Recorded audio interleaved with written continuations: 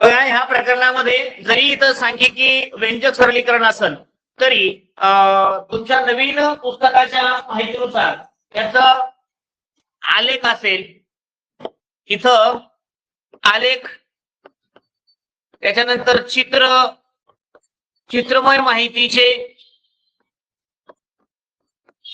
चित्रमय माहिती ठीक आहे, आणि याचं काय लावायचं आहे, अर्थ लावायचा आहे आणि प्रश्नांची उत्तरं लिहायची आहेत तुम्हाला. चित्रावरून आलेखावरून प्रश्न लिहिणं, प्रश्नाची उत्तरं लिहिणं, या सगळ्या गोष्टी या ठिकाणी या प्रकरणामध्ये आपल्याला बघायच्या आहेत. थोडक्यात माहितीचा अन्वयार्थ लावणं, याचा अर्थ काय करणं, दिलेल्या माहितीचं सरलीकरण करणं किंवा आपल्याला किती समजते त्याचं उपयोजन सुद्धा या ठिकाणी आहे. बघा ठीक आहे, माहितीचं उपयोजन तुम्हाला करता येतं का नाही, माहितीचं उपयोजन म्हणजे काय तर उपयोग असं त्याचा अर्थ आहे. लक्षात द्या, काय अर्थ आहे त्याचा, उपयोग, लक्षात ठेवा. तर इथं मला वाटतं तुमच्या नवनीच्या पुस्तकामध्ये हे 11वं प्रकरण असावं, 12वं प्रकरण आहे. ठीक आहे, तर माहितीचं काय नाव आहे बरोबर, आलेख, चित्रमय माहिती, बरोबर, आलेखावरच आधारित आहे. बरोबर, आलेख असन, रेषा असन, ठीक आहे ठीक आहे, माहितीचा अर्थ लावणे. ठीक आहे, तर आपण हे प्रकरण आता डिटेलमध्ये अभ्यासणार आहोत. तर हे प्रकरण जुन्या सिलेबसनुसार 10 नंबर दिलं, परंतु इथं हे प्रकरण 12 नंबरचं आहे. किती नंबरचं आहे, 12 नंबरचं आहे. आणि हे नवनीतच्या पुस्तकामधलं आहे. कोणत्या पुस्तकामधलं आहे, नवनीतच्या पुस्तकामधलं आहे बघा. आणि हे 5वी नवोदयचं प्रकरण आहे नवीन सिलेबस नुसार. ठीक आहे, तर जाऊयात आपण पुढे. ओके, आता ह्याच्यासाठी काय काय लागतं तर बाळांनो, तुम्हाला रेषा सुद्धा तिथं सांगितलेल्या बघा. मी फक्त माहिती सादर करतो, इथं काही जास्त आपल्याला सांगत बसायची गरज नाही. आपण बघितलेलं आहे बघा, याच्या अगोदर सुद्धा आपण बघितलेलं आहे काय की ही जी श्रेणी आहे, गणितीय श्रेणी किंवा गणित श्रेणी, त्याला गणितीय श्रेणी म्हटलेलं आहे, ही अर्थमॅटिक सिक्वेन्स असते किंवा याला अर्थमॅटिक प्रोग्रेशन असं म्हणता येतं बघा. इंग्लिशमध्ये काय म्हणते याला, अर्थमॅटिक प्रोग्रेशन किंवा गणितीय श्रेणी किंवा श्रेणी असं शब्द आहे त्याला. तर ही एक प्रकारची सिक्वेन्स असते. काय असते इथं, सिक्वेन्स असते बघा. काय म्हणते याला, सिक्वेन्स. मग इथं काय म्हणलंय, गणितीय श्रेणीमध्ये किंवा श्रेणीमध्ये 10वीला जेव्हा तुम्ही शिकणार त्यावेळेस प्रोग्रेशन म्हणजे श्रेणी असा शब्द आहे आणि पूर्ण सिलेबस तुम्हाला टाकलेला आहे. ठीक आहे, तर ह्या श्रेणीमध्ये संख्या ज्या आहेत विशिष्ट पटीनं कमी होतात किंवा जास्त होतात. लक्षात आलं, इथं कमी होत जातात, हे दोन शब्द महत्वाचे. विशिष्ट पटीनं कमी पण होतात किंवा वाढत पण जातात, दोन शब्द दिलेले आहेत. ठीक आहे, एक सिक्वेन्स असते. सिक्वेन्स तुम्हाला जसं की समजा गळ्यामध्ये मोत्याचा हार घातला तुम्ही, तर ते मण्यांची सिक्वेन्स असते बघा. पहिला एक मणी, कलर असतात, कलर लक्षात ठेवा. ठीक आहे, विद्यार्थी जर तुम्ही रांगेत उभे केले शाळेच्या गणवेशामध्ये तर त्यांच्यामध्ये एक प्रकारची सिक्वेन्स दिसते छानशी, बरोबर आहे का नाही. रंगाची पण एक सिक्वेन्स आहे बघा. ठीक आहे, समजा डिझाईनची मणी असते, तर 5 महिन्यानंतर परत एक डिझाईनचं मणी, परत 5 महिन्यानंतर परत एक डिझाईनचं मणी, म्हणजे एक प्रकारची काय तयार होती, सिक्वेन्स तयार होती. काय तयार होती, सिक्वेन्स. मग इथं सुद्धा एक ठराविक प्रकारचे संख्या दिल्या जातील तुम्हाला. तर श्रेणी असतात, नंबरचे काही वैशिष्ट्य असतात प्रत्येक सिक्वेन्स मध्ये. मग काय वैशिष्ट्य असतात तर बघा, इथं दिलेलं आहे नैसर्गिक संख्या श्रेणी. मी हे पहिल्या प्रकरणामध्ये शिकवलेलं आहे नाही का. पहिल्या प्रकरणामध्ये आमची जानकी नाही कोण,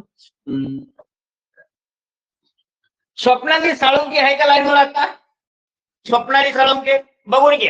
पहिल्या प्रकरणामधलं आहे काय आहे की नैसर्गिक संख्या श्रेणी जी आहे ही कशी असते तर साधा आहे. एक झाला की किती सांगतो आपण मोजायला, 2 झाल्यावर 3 झाल्यावर 4. नंबर बरोबर बसते की नाही, मोजायला लावलं तुम्हाला म्हणते का तुम्ही 1 5 7 9 13 15 असं म्हणते का, म्हणजे 100 नाही पाणी मग असं मोजते का. तुम्हाला म्हणलं हे बंडल पैशाचा आणि हे 10,000 मोजून टाकावं. ठीक आहे, मग तुम्ही काय 100 मोजेला 1 2 3 4 5 6 7 8 9. ठीक आहे, बरोबर आहे. नऊ नंबर झाल्यावर असं आहे का नाही. तर इथं तुम्हाला क्रमवार मोजलं जाताना तुम्हाला ज्यावेळेस क्रमवार बोलायचं असतं त्यावेळेस ज्या नंबर येणार आहे ती एक प्रकारची सिक्वेन्स आहे लक्षात ठेवा. आणि तिला म्हटलं जातं नैसर्गिक संख्या श्रेणी. त्याला म्हटलं जातं नॅचरल सिक्वेन्स किंवा नॅचरल नंबर सिक्वेन्स. काय म्हणतात त्याला? Natural number sequence. हे तुम्हाला सगळं शिकवलेलं आहे बघा. याच्यावरती जास्त वेळ मला घ्यायला लावू नका. ठीक आहे. 1 5 1 2 3 4 5 6 7 आहे आणि इथं नॅचरल नंबर म्हणते ना म्हणून त्याला म्हणलेलं आहे N. N is stand for natural. काय वाचायचं याला? एखादा पोरग वाचतोय नॅचरल अजिबात नाही. काय आहे शब्द हा? Natural. Natural number natural number sequence आहे किंवा प्रोग्रेशन. ठीक आहे. आता हे थोडस सरळ शब्द सांगितलं मी तुम्हाला सिक्वेन्स किंवा प्रोग्रेशन. ठीक आहे. आता श्रेणी वेगळी असते त्याच्याशी जास्त घेणं देणं नाही तुम्हाला. आता पूर्ण संख्या श्रेणी म्हणलेलं आहे पुढं. होय जेव्हा तुम्ही नैसर्गिक संख्येमध्ये शून्य टाकता ना एक नैसर्गिक संख्येच्या गटामध्ये जेव्हा तुम्ही शून्य टाकता ना शून्य तेव्हा तिथं का होणार आहे दादा? तिथं होणार आहे पूर्ण संख्या श्रेणी. पूर्ण संख्या श्रेणीला इंग्लिश मध्ये काय म्हणते दादा? इंग्लिश मध्ये काय म्हणते? तर याला म्हणतात होल नंबर. लक्षात ठेवा होल नंबर. आले का लक्षात? Whole number sequence. Whole number sequence म्हणजे त्याला होल नंबर सिक्वेन्स. म्हणजे काय? पूर्ण संख्या. पूर्ण शब्दाचा अर्थ कळतो तुम्हाला. सोडून द्यायचा आहे मोजतानी जे ज्या संख्या तुम्ही वापरता त्या गटामध्ये फक्त शून्य टाकून द्यायचा. ठीक आहे. मोजतानी आपण एक पासूनच बोलू. बरोबर आहे. आपण म्हणतो वजा 1 वजा 2 अधिक 5 9 7 13 वजा 15 असं आहे का? नाही. खूप खरं बनवायचा कार्यक्रम नाही. गणित म्हणजे असं खूप कडे आहे का नाही? 2 जण तिकडून 4 जण पलीकडून म्हणजे चित्र असं नाहीये. गणित तुम्हाला करावं लागणार. तर होल नंबर म्हणजे काय? पूर्ण संख्या श्रेणी. काय म्हणले? पूर्ण संख्या श्रेणी म्हणजे होल नंबर. तर लक्षात ठेवा नैसर्गिक संख्याचे सगळ्या काय आहे? नैसर्गिक संख्या आहे. फक्त त्याचं शून्य टाकून दिला त्या गटामध्ये. काय टाकून दिला? नैसर्गिक संख्या समूहामध्ये फक्त शून्य ऍड केला बस विषय खास. कळते का नाही कळते तुम्हाला? तर असं आहे भाऊ हे. आणि मग पुढे बघा तो क्लास बंद दिसतोय थोडं शेड्यूल बंद होणार होते. तर बघा आम्ही काय सांगतोय पुढे. तर लक्ष द्या. मी तुम्हाला अक्षराविषयी सांगत होतो की अक्षर जे आहे ना थोडंसं खराब आलेलं आहे काही गडबडीत. मी असं समजतो की तुम्ही सगळे समजदार आहात आणि लिहिलेलं समजून घ्याल. नाही का? असा माझा समज आहे आणि तो खरा आहे असं मला वाटतं. नाही का? नसल्यास तुम्ही मला सांगा. नाही का? सर तुमचा समज चुकीचा आहे आम्ही समजदार नाहीये असं म्हणून दाखवा. नाही ठीक आहे. तर पूर्ण संख्या श्रेणी या ठिकाणी समजली. नैसर्गिक संख्याच्या श्रेणीमध्ये ज्यावेळेस आपण शून्य ऍड करील त्यावेळेस पूर्ण संख्या श्रेणी होणार आहे. समसंख्या. समसंख्या म्हणते त्याला. आता काय होत रे? समसंख्या श्रेणी. आता श्रेणी शब्द म्हणायचा होता पण त्यांनी म्हणलं मोठी. तर मोठी शब्द नाहीये इथं श्रेणी शब्द आहे किंवा श्रेणी शब्द आहे बघा. ठीक आहे. मग इथं 2 4 6 8 सम करते का तुम्हाला? सम दोनच्या पटीतल्या संख्या सगळ्या सम. कसं झालं का? ओके. आता ते काय चिन्ह सांगायची गरज नाही. 2ची पट काय केलंय? 2 गुणिले n लिहिलंय. याचा अर्थ कळतो तुम्हाला? गुणिले n चा अर्थ काय? गुणिले n म्हणजे नैसर्गिक संख्येने जर तुम्ही 2 ला गुणलं तर समसंख्या मिळते. कोणती पण संख्या घेऊन पाहिजे संख्या आणि तिला 2 ने गुणा म्हणजे दुप्पट करा लगेच समसंख्या मिळते. 3 घ्या बरं. आले का? आले समसंख्या. यावर 5 समसंख्या आली ना इकडे. असं सगळ्या नैसर्गिक संख्येची जर दुप्पट दिली तुम्ही तर समसंख्या मिळते. काय मिळते? असं भानगड आहे त्याच्यामुळे काय टेन्शन घेऊ नका. समसंख्येच्या बाबतीत इव्हन नंबर म्हणजे याला काय म्हणते? याला इव्हन नंबर. इव्हन नंबरची सिक्वेन्स आहे दादा. दादा जरा म्हणलं बघ इव्हन नंबरची सिक्वेन्स कशाला म्हणायचं? ठीक आहे. त्याच्या पुढे जाऊया आपण. आता मी तुम्हाला सांगतो त्यांचं पहिलं प्रकरण कव्हर झालेलं नाहीये.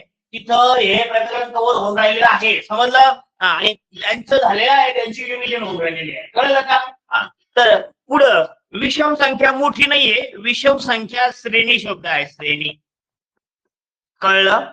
आता विषम संख्या काय आला म्हणजे समजलं की तुम्ही एक लहान करा, लगेच विषम संख्या मिळते तुम्हाला. करा बघा तुम्ही 3 मधून एक करा, 2 हा 2 ही काय आहे? चुकलं मग आपण काय पाहिजे तुम्ही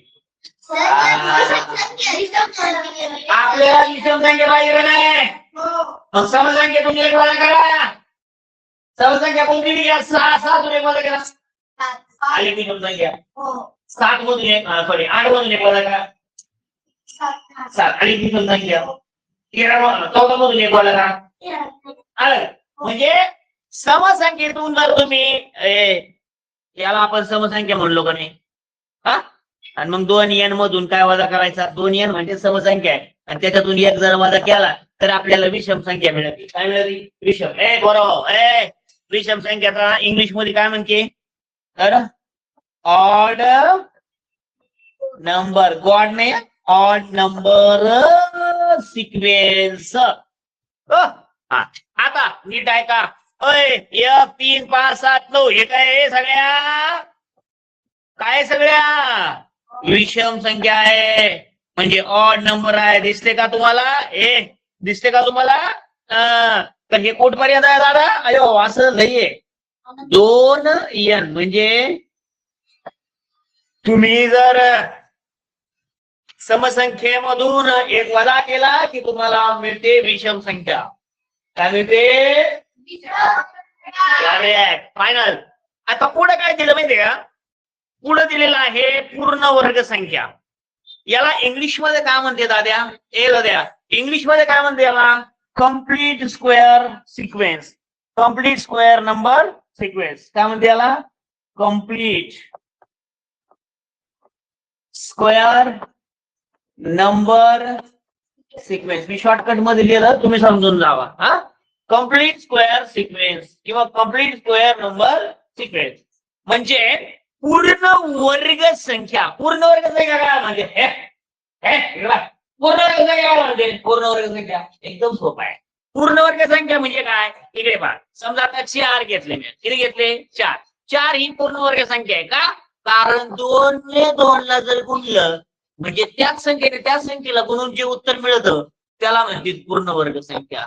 ही पूर्ण वर्ग आहे 4. किती आहे? पूर्ण वर्ग आहे. समजा मी घेतलं 16. हो भाऊ 16 बी पूर्ण वर्ग संख्या आहे ना. कसं काय? 4 गुणिले 4 आणि मग ही झाली पूर्ण वर्ग संख्या. समजते का? 64 ही पूर्ण वर्ग संख्या आहे. कसं काय? 64 आहे. 8 गुणिले 8 दिसते का? हे 64 आहे. ह्याला पूर्ण वर्ग संख्या म्हणायचं. काय म्हणायचं याला? पूर्ण वर्ग संख्या. पूर्ण वर्ग संख्या. कळलं का नाही कळलं? कळलं का तुम्हाला? तुम्हाला कळत? हे तुम्हाला कळून राहिलं का? मग आता तर पूर्ण वर्ग संख्या कशाला म्हणायचं? इथं बघा तेव्हा दिलेलं आहे त्यांनी. 1 4 9 16 25 36. अरे अप्पा. असा पूर्ण वर्ग संख्या कधी मिळेल? जर आपण नैसर्गिक संख्येचे वर्ग करीत गेलो. वर्ग म्हणजे त्याच संख्येला गुणणे. कळता का नाही कळत? त्याच संख्येने त्याच संख्येला गुणणे. मग त्याच संख्येला त्या संख्येने गुणल्यावर जे उत्तर मिळतं ना त्याला म्हणते वर्ग. आणि म्हणजे त्याला लक्षात ठेवा जरा. दुसरं स्वराज म्हणजे हनुमंतरायामध्ये बसायचं नाही. गणपती बाप्पा बसायचं नाही. उत्तर द्या उत्तर. मग इथं तुम्हाला पूर्ण वर्ग संख्या 100% समजलेली आहे का? पहा. एक ही पूर्ण वर्ग संख्या आहे का? हो आहे ना सर. मग कशाने? 1 ने 1 लागू ना.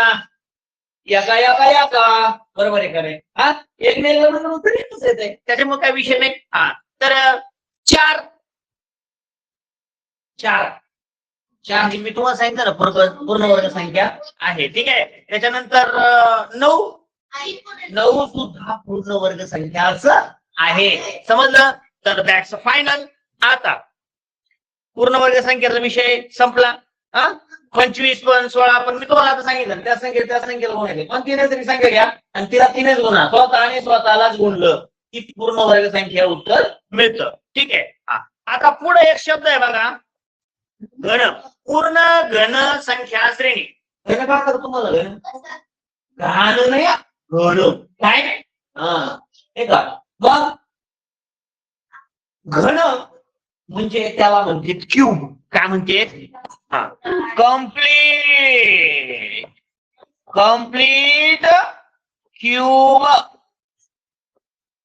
Complete cube number sequence. Complete cube number sequence आहे. आता पूर्ण नाही लिहिलं मी. तर याला घन म्हणते. क्यूबला काय म्हणते? घन. आता घनाचा अर्थ काय असतो? घनाचा अर्थ आहे का? आता मला हे खोडा लागेल. पूर्ण वर्ग संख्या समजलं का तुम्हाला? होय पोरं, नक्की समजलं का? खोटं बोलू नका, माहिती सांगा बरं का.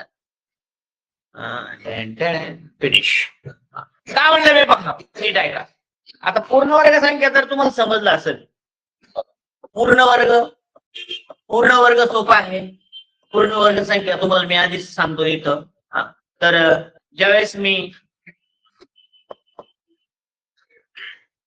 2 ने 2 ला गुणलं तर माय उत्तर किती आलं? 4. ज्यावेळेस 3 ने 3 ला गुणलं तर माय उत्तर किती आलं? 9. मग 4 ने 4 ला गुणलं तर माझं उत्तर किती आलं? 16. 5 ने 5 ला गुणलं तर माय उत्तर किती आलं? पूर्ण वर्ग सांगू राहिलो मी. माझं उत्तर किती आलं? 25. कळलं का पूर्ण वर्ग संख्या काय असते? आता तसंच आहे बघा पूर्ण घन संख्या. पूर्ण घन संख्या. मी काय केलं? 1 चा घन जर काढला तर 1 गुणिले 1 गुणिले 1 ही सुद्धा एक घन संख्याच आहे. पूर्ण घन संख्या लक्षात ठेवा.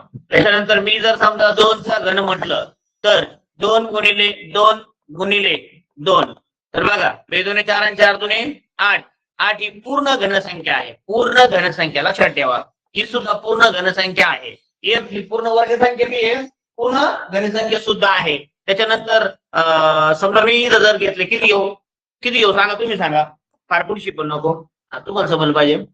बोला किती येऊ? 8. 3 तर सोपं आहे रे.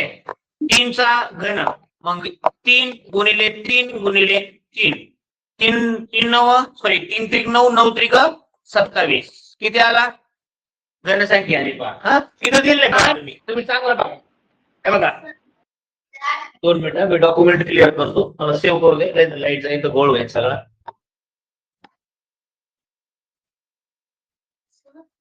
लाईटीचा प्रॉब्लेम नाही, पण मशीन जर लोड होत नाही ते जात निघून ते तसंच. ठीक आहे. आता पुढे इथं दिलेलं आहे ना, पान तुम्ही. ओ नो गॉड, ओ गॉड नो.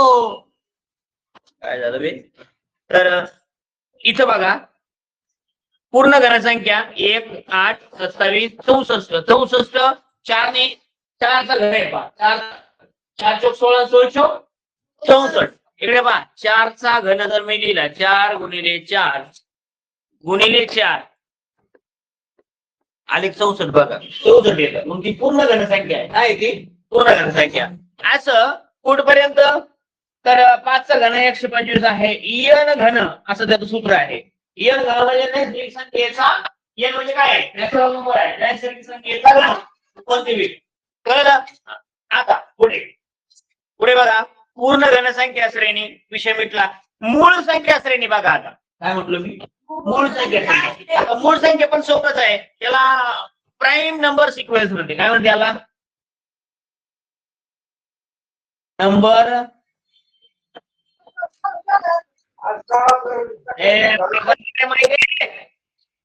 माईक बंद कर. माईक उमेश माईक चालू झाला तुझा. Prime number sequence. Prime number sequence म्हणजे काय रे? काय?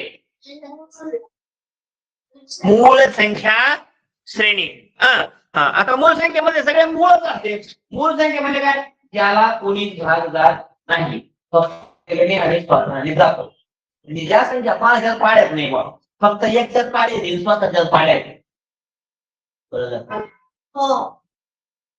हीच संख्या त्याला म्हणायचं मूळ संख्या नाही, त्याला मूळ संख्या म्हणजे आहे का नाही. दोन ऐका, दोन ही एकमेव अशी संख्या आहे का ती मूळ सुद्धा आहे म्हणजे सम सुद्धा आहे. कळलं का. मूळ सुद्धा आहे आणि सम सुद्धा आहे. बाकीच्या आजच्या गणितात कोणती संख्या मूळही नाही, मूळ संख्या असून सम आहे असं कुठंच नाही माहिती का. लक्षात आलं का. कोणतीही समसंख्या मूळ नाही, फक्त दोनच अशी संख्या आहे का ती मूळ सुद्धा आहे आणि सम सुद्धा आहे. लक्षात आलं तुम्हाला. हा जगामध्ये असतात कोणीच नसतात असं पण आहे, पण गणितामध्ये अख्ख्या गणितात फक्त दोनच असा आहे का तो मूळ सुद्धा आहे आणि सम सुद्धा आहे. कळलं. ओके चला पुढे जाऊया आपण. आता हे सगळं कळलं. बोला बोला. तुम्ही तिथं 9 गुणिले 3 लिहिलंय. काय लिहिलं. 9 गुणिले 3. 9 गुणिले 3 लिहिलं मी. पुढं पूर्ण वर्ग संख्या 9 नाही ते. अरे ते 9 सारखे दिसते ते 3 आहे. 3 भाऊ. आता ते तुम्ही माझी लिपी समजून घ्या त्याच्यामुळेच म्हणलं मी तुम्हाला. कळलं का. तुम्ही समजदार आहात असं सोबत म्हणलो होती. मी मराठीत 9 आणि इंग्रजीत 3 असं लिहिणार नाही. ठीक आहे. एक तर मराठीत लिहीन नाही तर एक तर इंग्रजीत लिहीन. समजलं का आता सगळ्यांना. आता कोणाला काही अडचण आहे का. हुशार बाळे. चालतंय. अडचण अशी दुरुस्त करीत चला. मूळ संख्या श्रेणी त्याला प्राईम नंबर सिक्वेन्स म्हणायचं. ओके. तर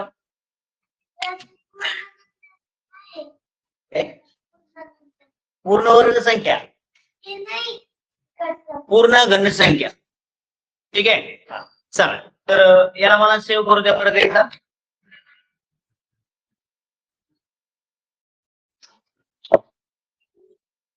चला आता हे काय मुद्दा आहे. आता हे संख्या रेषा आहे. हे पण सोपं आहे. नीट आहे का. संख्या रेषेचं पण फार सोपं असतं. तर याच्यामध्ये बघा संख्या रेषा त्याला इंग्लिश मध्ये म्हणतात नंबर लाईन. काय म्हणतात त्याला नंबर लाईन. बरोबर. आतापर्यंत आपण फक्त शून्य वजा सॉरी शून्य शून्य शून्यामध्ये सॉरी नैसर्गिक संख्या शिकलो. नैसर्गिक संख्येच्या गटात जर शून्य टाकला तर पूर्ण संख्या होतात हे शिकलो. समसंख्या शिकलो, विषम संख्या शिकलो, मूळ संख्या शिकलो. पण आता पूर्णांक संख्या शिकलो. पण आता इथं काय असेल तर इथं ज्यावेळेस तुम्हाला वजा संख्येचा विचार करायचा असतो त्यावेळेस या ठिकाणी संख्या रेषेचा उपयोग होतो. संख्या रेषेमुळे आपल्याला काय करता येतं की काही वेगवेगळ्या जागेवरची जी काही स्थानिक किंमत आहे किंवा वेगवेगळ्या जागेची म्हणा किंवा वेगळ्या स्थानाची जी काही किंमत आहे ती निश्चित करता येते. लोकेशन आपल्याला निश्चित करता येतं. यासाठी दोन बिंदू मधील म्हणजे एका भागाची किंमत निश्चित करून विचारलेल्या भागाची किंमत काढावी लागते. एक कोणतं तरी जागा फिक्स करावी लागते. नंतर विचारलेल्या जागेची किंवा विचारलेल्या भागाची किंमत काढावी लागते. आता ते कशी काय ते निश्चित सांगणार आहे मी तुम्हाला. हे फक्त तुम्हाला एक माहितीसाठी दिलेलं आहे. ठीक आहे. आता इथे बघा मला एक सांगा तुम्ही याला काय म्हणणार आहे रे. Number right. नंबर लाईन काय म्हणायचं याला नंबर लाईन. लक्षात ठेवा. तर त्याला संख्या रेषा म्हणतात.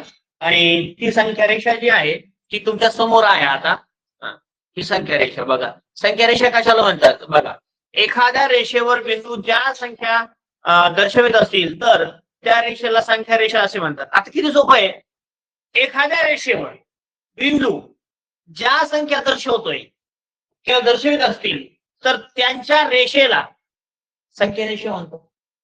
बिंदू तुम्हाला इथं काय दाखवू राहिला संख्या दाखवू राहिला. हा बघा इथं काय दाखवू राहिला तुम्हाला. समजा इथं समजा तुम्हाला 0 दाखवू राहिला किंवा 1 दाखवू राहिला बुवा. ठीक आहे नाही असं आहे ना. मग इथं समजा 1 दाखवू राहिला, इथं 0, इथं -1 दाखवू राहिला, इथं -2 -3 आणि -4 दाखवू राहिला. इकडं +1 +2 +3 +4 अशी संख्या दाखवू राहिले. आणि यांनी मिळून तयार झालेली रेषा आहे तिला म्हणायचं संख्या रेषा. लक्षात आलं का. ही व्याख्या तुम्हाला समजली काय आहे. नंबर लाईन काय प्रकार आहे कळलं का. त्याला संख्या रेषा म्हणायचं. लक्षात ठेवा. ज्या रेषेवरती त्या ठिकाणी संख्या दिल्या जातात तर पण त्या अधिक वजा आणि 0 यांनी मिळून तयार होणारी रेषा असते ती संख्या रेषा असते. संख्या रेषेवर 0 जो असतो तो कुठं असतो रे. 0 हा कुठं असतो मध्यभागी म्हणजे सेंट्रल असतो. संख्या रेषेच्या उजवीकडे जेवढे घर तेवढेच डावीकडे घर असतात. पण मध्ये काय असतो शून्य असतो आणि बरोबर मधोमध शून्य असल्यामुळं त्या शून्याला जे आहे तर आरंभ बिंदू म्हणतात. काय म्हणतात त्याला? आरंभ बिंदू. सुरुवात दाखवली जाते बघा. संख्या रेषेची काय दाखवली जाते? सुरुवात दाखवली जाते म्हणून त्याला आरंभ दाखवला जातो. ओरिजिन पॉइंट असं म्हटलं जातं बघा त्याला मराठी इंग्लिश मध्ये काय म्हणते त्याला? Origin. Origin point. Origin point त्याला आरंभ बिंदू असं म्हटलं जातं. सुरुवातीचा बिंदू कारण तिथूनच सुरुवात होती संख्या रेषेची. कळलं का? तर एक किरण डावीकडे जातो आणि एक किरण उजवीकडे जातो. असे दोन्ही किरण जिथून सुरू होते तो आहे आरंभ बिंदू. काय आहे तो? शाबास. आता इथे मध्ये संख्या रेषेवर नाही का आरंभ बिंदूच्या उजवीकडे जर बघितलं उजवीकडे तुम्हाला कळतं का? ही आहे RHS साईड. आता तुम्ही म्हणा सर हे काय भानगडी RHS आणि इकडे जाते RHS साईड. लक्षात ठेवा RHS म्हणजे काय? उजवी बाजू. काय म्हणालो मी? उजवी बाजू. उजवी बाजू नाही उजवी बाजू. आणि इकडे जर गेला आपण शून्याच्या तर इकडे आहे LHS. What do mean by LHS? Left hand side म्हणजे डावी बाजू. लक्षात ठेवा. व्हॉट डू मीन बाय डावी बाजू. उजवी बाजू. कळलं का? शॉर्टकट मध्ये बोलतोय मी. तर लक्षात ठेवा मग इथं डावी बाजू आणि उजवी बाजू असं म्हणलेलं आहे. तुम्ही जर पाहिलं संख्या रेषेच्या जर तुम्ही उजवीकडे गेलात तर कोणते नंबर तयार होऊन राहिले रे? शून्याला पकडा त्याच्या. कोणते नंबर तयार होऊन राहिले? धन पूर्णांक. शून्यापासून जर आपण पुढे पुढे बोलत गेलो तर काय म्हणते? पूर्णांक संख्या. मग इथं जे होणार आहे याला धन पूर्णांक संख्या म्हणायचं. काय म्हणायचं याला? उजवीकडे जे संख्या असतात त्या धन म्हणजे काय असतं? आता धन पूर्णांक असं म्हणलं जातं बघा एक शब्द धन पूर्णांक. तर याला पॉझिटिव्ह इंटिजर असं म्हणतात. Positive integer. लक्षात ठेवा पॉझिटिव्ह इंटिजर. एकच मिनिट.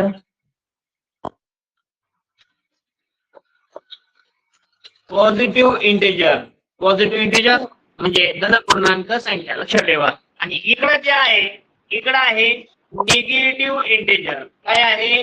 Negative integer. आता याचा अर्थ असतो ऋण पूर्णांक संख्या. काय अर्थ आहे मराठीमध्ये याचा? ऋण पूर्णांक संख्या. हे बघा तुम्हाला मी चांगल्या प्रकारे समजून सांगण्याचा प्रयत्न करत आहे. 100% तुम्हाला समजलं पाहिजे असं माझा प्रयत्न. ठीक आहे. तर आता लक्षात द्या ऐकलं. संख्या रेषेवर आरंभ बिंदूच्या उजवीकडील संख्या ज्या आहेत मी तुम्हाला सांगितलं धन असतात म्हणजे पॉझिटिव्ह असतात. आता सध्या हे संख्या काय आहेत? यांची पुढे काही चिन्ह नसल्यामुळे प्लस मधले आहेत आणि इथं मात्र ते मायनस मध्ये दिसून राहिले. दिसते का तुम्हाला हे मायनस? दिसते का मायनस मध्ये? मग हे झाले ऋण. अय भाऊ ऋण म्हणजे मायनस. लक्षात ठेवा आपले आले लोक म्हणायचे बघा ते बरोबर नाही करून झालं भाऊ ते कर्ज पहिले लय गुण होते. लय ऋण पाणी झालं त्याच्यावर. लय ऋण पाणी झालं म्हणजे काय? ऋण शब्द हा लोकांनी वळवलेला आहे. खरा शब्द ऋण आहे. नाही का? ऋण आहे. ऋण म्हणजे काय? कर्ज म्हणजे काय? तो मायनस मध्ये होता ना बा त्याचा व्यवहार केला ना मायनस मध्ये मग त्यावर कर्ज पाणी झालं मग ते गेलं. ऐका नाही असे आणायला लोक म्हणते. ते माईक कोणा चालू आहे मध्ये मध्ये रे? कुठून सांगतो मी माईक कोणा चालू आहे. हा आता लक्षात ठेवा. तर इथं ऋण म्हणजे काय? कर्ज. लक्षात ठेवा ऋण म्हणजे काय? कर्ज म्हणजे काय असते? वजा. हे आपण ध्यानात ठेवायचं. इकडं शून्य हा धन पण नाही आणि ऋण पण नाहीये. लक्षात ठेवा. शून्य म्हणजे काय? ना तुमच्याकडे कर्ज आहे ना शिल्लक आहे. शिल्लक म्हणजे काय असते? प्लस असते. काय असते? प्लस. तर धन म्हणजे प्लस म्हणजे तुम्ही पॉझिटिव्ह मध्ये आहात किंवा प्लस मध्ये आहात. लक्षात आलंय का? तर आता बघा इथं ते सांगितलेलं आहे धन याचा अर्थ आहे अधिक आणि ऋण म्हणलेलं आहे बघा. डावीकडे काय इथं? डावीकडच्या संख्या कशा आहेत? ऋण. तर इथं निगेटिव्ह नंबर असतात बघा ते. बाकी काही त्याची टेन्शन घेऊ नका. संख्या रेषेवर जसं तुम्ही उजवीकडे जाणार आहे तसं संख्यांची किंमत काय व्हायला पाहिजे? वाढत जाते. काय होते? किंमत जी आहे उजवीकडे किंमत वाढते. वाढत जाते किंवा वाढते. डावीकडे किंमत काय होत असेल रे? बरोबर आहे कमी होत जाते. मग मी तुम्हाला एक प्रश्न विचारतो आता. शून्य मोठा का वजा एक मोठा? चला शून्य मोठा आहे, वजा एक मोठा नाही. काय दिसायला तर दिसतो मला ढाबाळाची ढाबाळा. एक म्हणलं की डोक्यात मुंग्या येत्या बापाच्या, ऐकाने. आणि हे शून्य दोन्ही पैकी आता जर पाहिलं तर असं वाटतं हा कसं काय मोठा आहे. वजा एक कडे कर्ज आहे पण दुसऱ्याकडे काही पैसे पण नाही. हा बरोबर आहे. आता ह्या वजा एकचा अर्थ आपण असं घेऊ शकतो की एक म्हणजे वजा 1,00,000 रुपये कर्ज आहे आणि याच्यावर शून्य म्हणजे याच्यावर 0 रुपये कर्ज आहे, म्हणजे कर्जच नाहीये. मग 1,00,000 रुपये कर्ज असलेला मोठा का 0 रुपये कर्ज असलेला मोठा. 0 रुपये कर्ज असलेला मोठा आहे. म्हणजे भाऊ जर का त्याच्यावर कर्जच नाही ना त्याला, त्याच्याकडे शिल्लक नाही पण कर्ज बी नाही ना, त्या लोकांना द्यायचं का. ज्याला लोकांचं द्यायचं, आता याला 1,00,000 रुपये द्यायचे, याला रात्रंदिवस झोप नाही. हो बाबा एवढे पैसे, बाबा त्याला झोप येत तिन्ही आरबळ उभी घरी घेऊन 1,00,000 रुपये द्या. पण इकडं 0 रुपये द्यायचे ना, द्यायचे ना घ्यायचे, त्याच्यामुळे याला निवांत झोप लागते. ठीक आहे. हे आपलं तर किमतीची खातं आणि कर्ज काही कर्ज नाही, पाणी नाही, झोपून जातात माणसं नाही का. तर असा प्रकार आहे. मग मला काय म्हणायचं, तर इथं वजा एक जो आहे तो लहान आहे. लहान म्हणजे गरीब आहे. लहान म्हणजे काय आहे, गरीब आहे. लक्षात येतं का तुला. हा तर असा प्रकार आहे. आणि गरीब म्हणजे लहान, लक्षात ठेवायचं. मग मी तुम्हाला म्हणतो वजा 3 मोठे का वजा 7 मोठे. वजा 3 त्याच्यात भरले 7 हे त्यांच्यावर 7,00,000 रुपये समजा कर्ज असलं, 3,00,000 रुपये याच्यावर कर्ज आहे, तर 3,00,000 रुपये कर्ज असलं थोडा बरा आहे. म्हणजे बरा आहे म्हणजे थोडासा बऱ्यापैकी आहे, थोडा मोठा आहे त्याच्यापेक्षा 7,00,000 पेक्षा नाही का. कर्ज आहे ना त्यांच्या नवऱ्यावर बी आहे का नाही. असा प्रकार आहे. चालेल मग काय अडचण नाही. आता आपण इथं पुढचा मुद्दा घेऊया. अरे बापरे, अरे बापरे.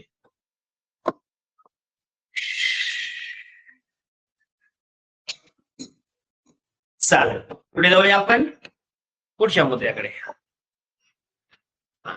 तर इथे बघा संख्या रेषेवर मी तुम्हाला सांगितलं तर जसं तुम्ही उजवीकडे जाणार आहे तसं बघा उजवीकडे काय होणार आहे, किंमत वाढत जाणार आहे. संख्येची किंमत काय होत जाते भाऊ, वाढत जाते. आणि उजवीकडे संख्या डावीकडे संख्या येऊन मोठी असते. निश्चितच उजवीकडे संख्या ही डावीकडे संख्यापेक्षा मोठी असते, ही काही सांगायची गरज नाही. हे तुम्ही नंतर नोट डाऊन करा. संख्या रेषेवर कोणत्याही दोन बिंदूमधील अंतर जर काढता येत असते किंवा त्यासाठी मोठ्या हा बरोबर, जर तुम्हाला दोन बिंदूमधलं अंतर काढायचं असेल संख्या रेषेवर कुठलं नाही, तर मोठ्या संख्येतून लहान संख्या काय करायची, वजा करायची. आता मोठ्या संख्येतून म्हणण्यापेक्षा मोठ्या निर्देशकातून लहान निर्देशक काय करायचा, वजा करायचा. कशासाठी, दोन बिंदूतील अंतर काढण्यासाठी.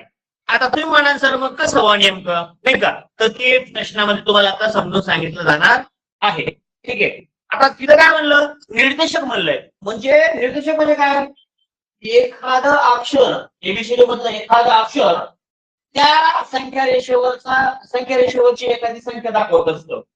जसं ह्या संख्या रेषेमध्ये तुम्ही जर पाहिलं, या संख्या रेषेमध्ये तुम्ही जर पाहिलं, ह्या संख्या रेषेमध्ये दिसते की संख्या रेषा, ह्या संख्या रेषेमध्ये जर तुम्ही पाहिलं तर मी तुम्हाला असं विचारेन का पी संख्या रेषेमध्ये पी हा बिंदू कोणत्या संख्येचा निर्देशक आहे, बोला. पी हा बिंदू कोणती संख्या दर्शवतो एवढं सांगायचंय फक्त, त्याला निर्देशक म्हणायचं. बोला. यस श्रेयस बोर्डे उत्तर किती सांगितलं, एक सांगितलं. अगदी बरोबर आहे.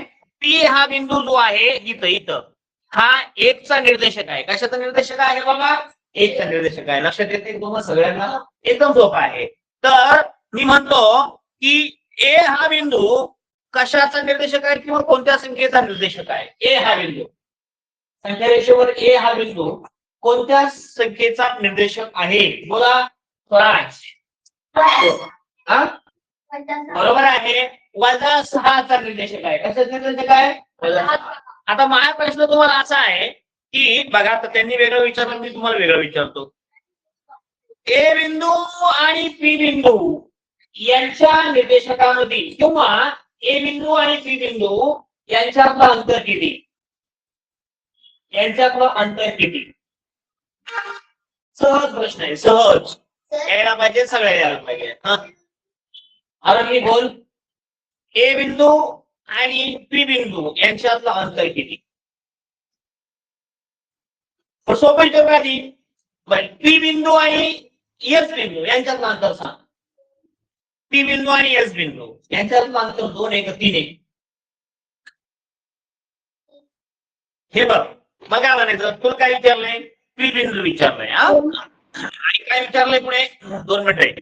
एस बिंदू विचारलंय. पी बिंदूचे निर्देशक सांग. 1.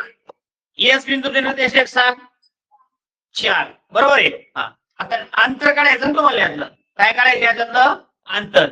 दोघातलं काय काढायचं? अंतर. मग अंतर जर काढायचं असेल तर मी काय म्हणतो, मोठ्या निर्देशकामधून मोठा निर्देशक याच्यातून काय वजा करायचं सांगितलं तुम्हाला? हे बघ ना, मोठ्या निर्देशकातून काय वजा करायचं? लहान निर्देशक. कशाला? 2 बिंदूतील अंतर काढायला. मग सांग, मोठ्या निर्देशकामधून लहान निर्देशक वजा कर. काय द्यावं लागेल? मोठा निर्देशक वजा 2 मिनिटं सांगतो मी. लहान निर्देशक जो आहे तो काय करायला लागेल? लहान निर्देशक वजा करावं लागेल. मी कसं काढायचं हे सांगू राहिलो. ठीक आहे. आता मोठा निर्देशक किती आहे इथं? 4. आणि लहान निर्देशक हे बघा इथं लहान निर्देशक किती? 1. तर इथं अंतर किती आलं भाऊ? 3 आलं. किती आलं? 3. ते झालं पी बिंदू आणि एस बिंदू यांच्यामधलं अंतर, नाही का? पहिले 2 सांगितलं, नंतर 3 सांगितलं. तिथे कळलं का? कसं आलं ते समजलं. आता इथे मी तुम्हाला प्रश्न विचारतो. हा 1 नंबरचा प्रश्न समजा. हा 2 नंबरचा प्रश्न. प्रश्न असा आहे माझा की मी तुम्हाला म्हणलो एस बिंदू आणि ए बिंदू यांच्यातलं अंतर किती? एस बिंदू आणि ए बिंदू. एस बिंदू आणि ए बिंदू यांच्यातलं अंतर सांगा. हा, तर एस बिंदू कसं काढायचं बघा. आयु सांगता येईल? नाही सांगता येणार. ठीक आहे, लक्ष द्या, लक्ष द्या. आता बघा असं बघा, आपल्या मनातलं उत्तर बघा कसं होतंय. एस बिंदूचा निर्देशक अगोदर लिहू आपण. किती आहे? 4. ए बिंदूचं किती आहे? -6. कोण मोड आहे? शॉर्टकट मध्ये लिहितो मी. कोण मोड आहे बघा? 4 मोठा आहे. ऍक्च्युअली 4 मोठाच आहे, 6 लहान आहे त्याच्यापेक्षा. कळतं नाही कळतं? बर, मग 4 वजा वजा करायचा किती? या -6 असे लिहायचं. कळलं नाही कळलं? हा, मग इकडे पहा आता तुम्ही. 4 असेल तसं लिहा. वजा गुणिले वजा काय होतं? अधिक. वजा गुणिले वजा काय होतं? अधिक. आणि इकडं 6 होईल. तर मग 6 आणि 4 10. किती आलं? 10. लक्षात ठेवा, अंतर किती आलं? 10. आता बरोबर येतं नाही आपण. एस पासून मोजायचं ना आपल्याला. एस पासून तर थेट ए पर्यंत मोजायचंय. हे बघा, 1 सोडून द्या घर. 1 2 3 4 5 6 7 8 9 10. आलं का? 10 आलं बरोबर. डायरेक्ट अंतर मोजून टाकलं, विषय कट. अजून एक गोष्ट सांगतो मी तुम्हाला. 2 बिंदूतील अंतर जरी तुम्हाला एखाद्या वेळेस त्यांनी दोन्ही निर्देशक वजा वजा दिले तरीही अंतर कधीही वजा नसतं. Distance is never in minus. आले का लक्षात? अंतर कधीही मायनस मध्ये नसतं. मला सांगा बरं, तुम्हाला विचारलं कोपाऱ्याहून भेंडा किती किलोमीटर आहे? तुम्ही काय म्हणाल? -6 किलोमीटर आहे. खरं आहे का? -6 असतं का? मायनस हे अंतर कधीच नसतं. समजलं का? त्याच्यामुळे जरी उत्तर तुमचं वजामध्ये आलं तरी वजामध्ये उत्तर लिहायचं नाही. अंतर हे नेहमी धनमध्येच येतं, पॉझिटिव्ह येतं. कळलं? समजलं सगळ्यांना? चला पुढे जायचं आता. चला, हे उदाहरण आपल्याला लिहावं लागणार आहेत. नोट डाऊन करून घ्यायचे नंतर ते. ठीक आहे? ही पीडीएफ मला वाटतं संपलेली असावी. ठीक आहे, पुढच्या पानावर येईल ते आता.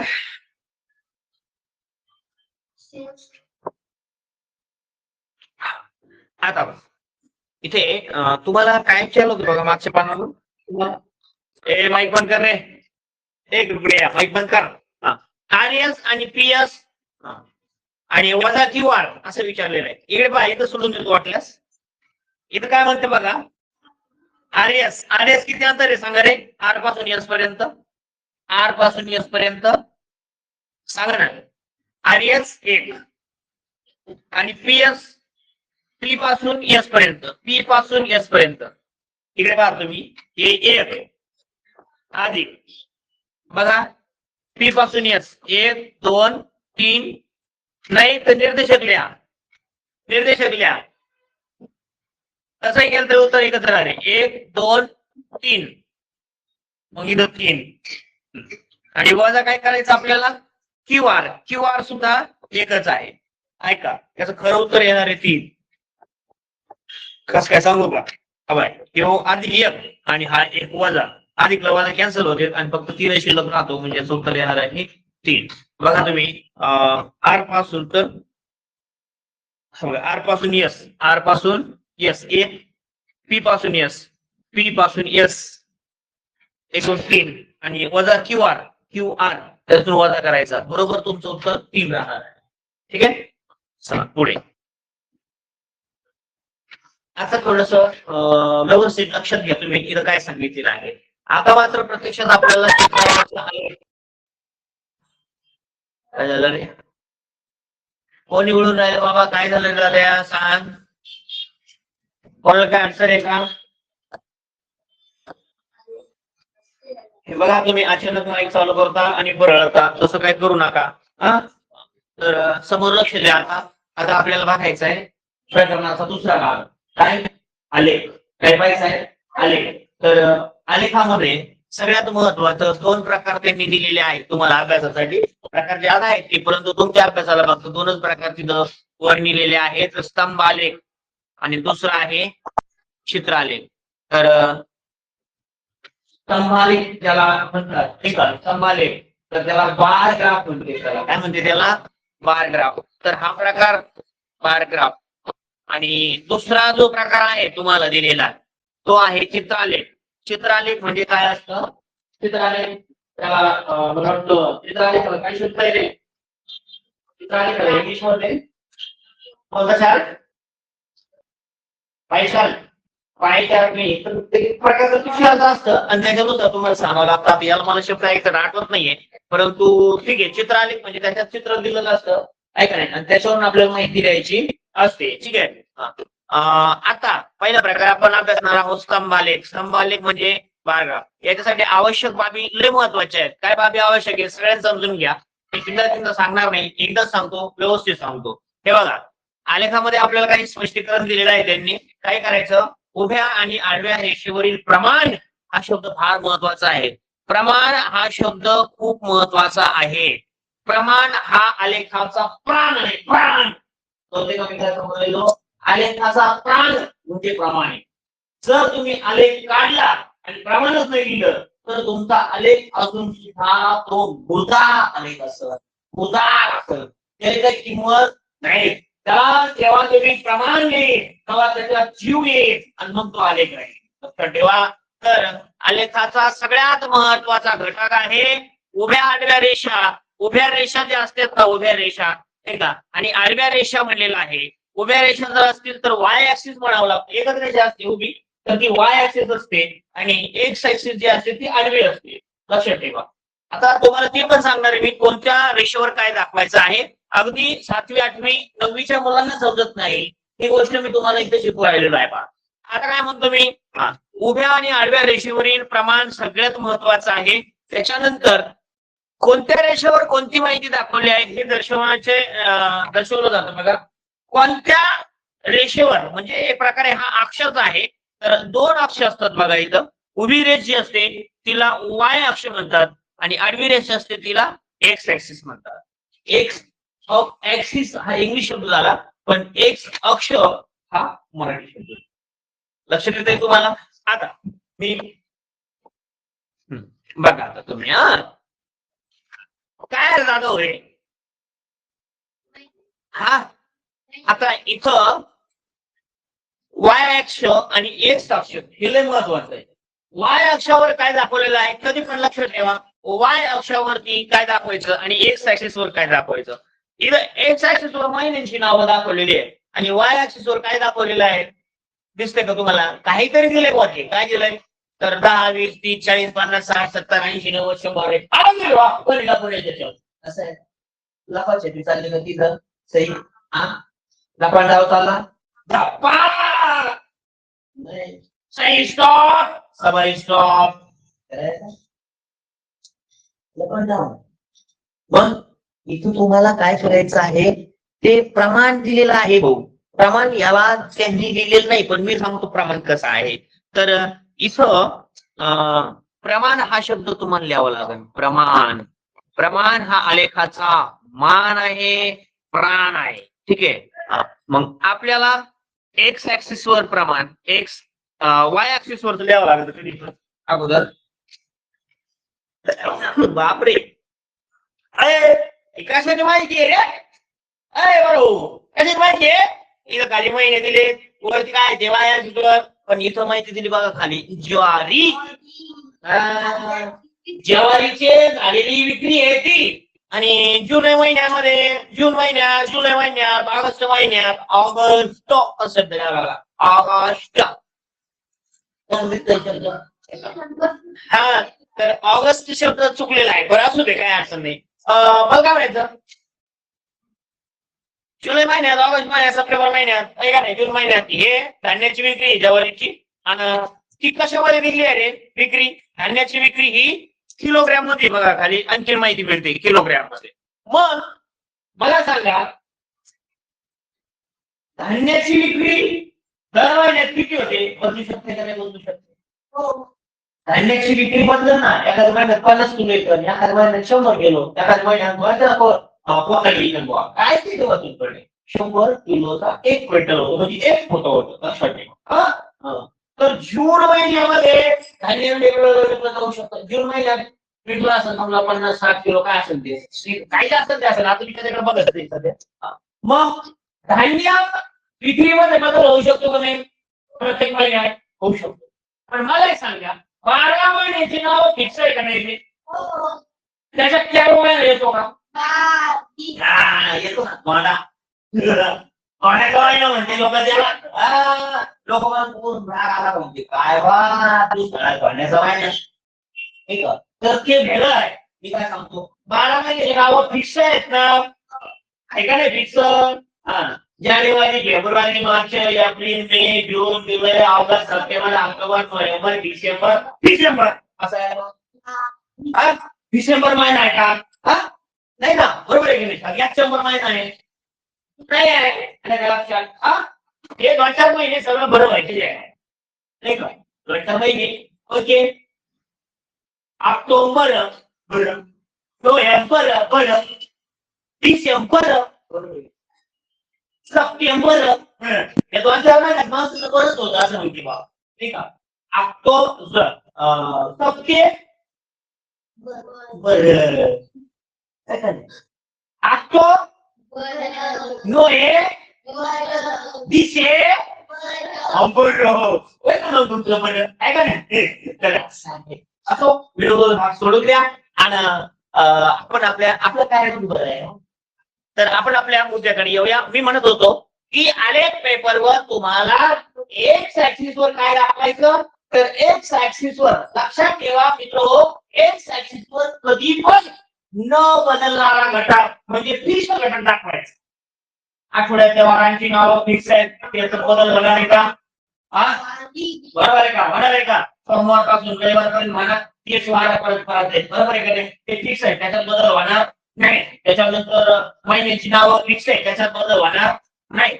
समजा आठवड्यात पडलेला पाऊस, आठवड्यात प्रत्येक वारी पडलेला पाऊस जर दाखवला तर एक्स ऍक्सिस वर काय दाखवावं लागेल रे?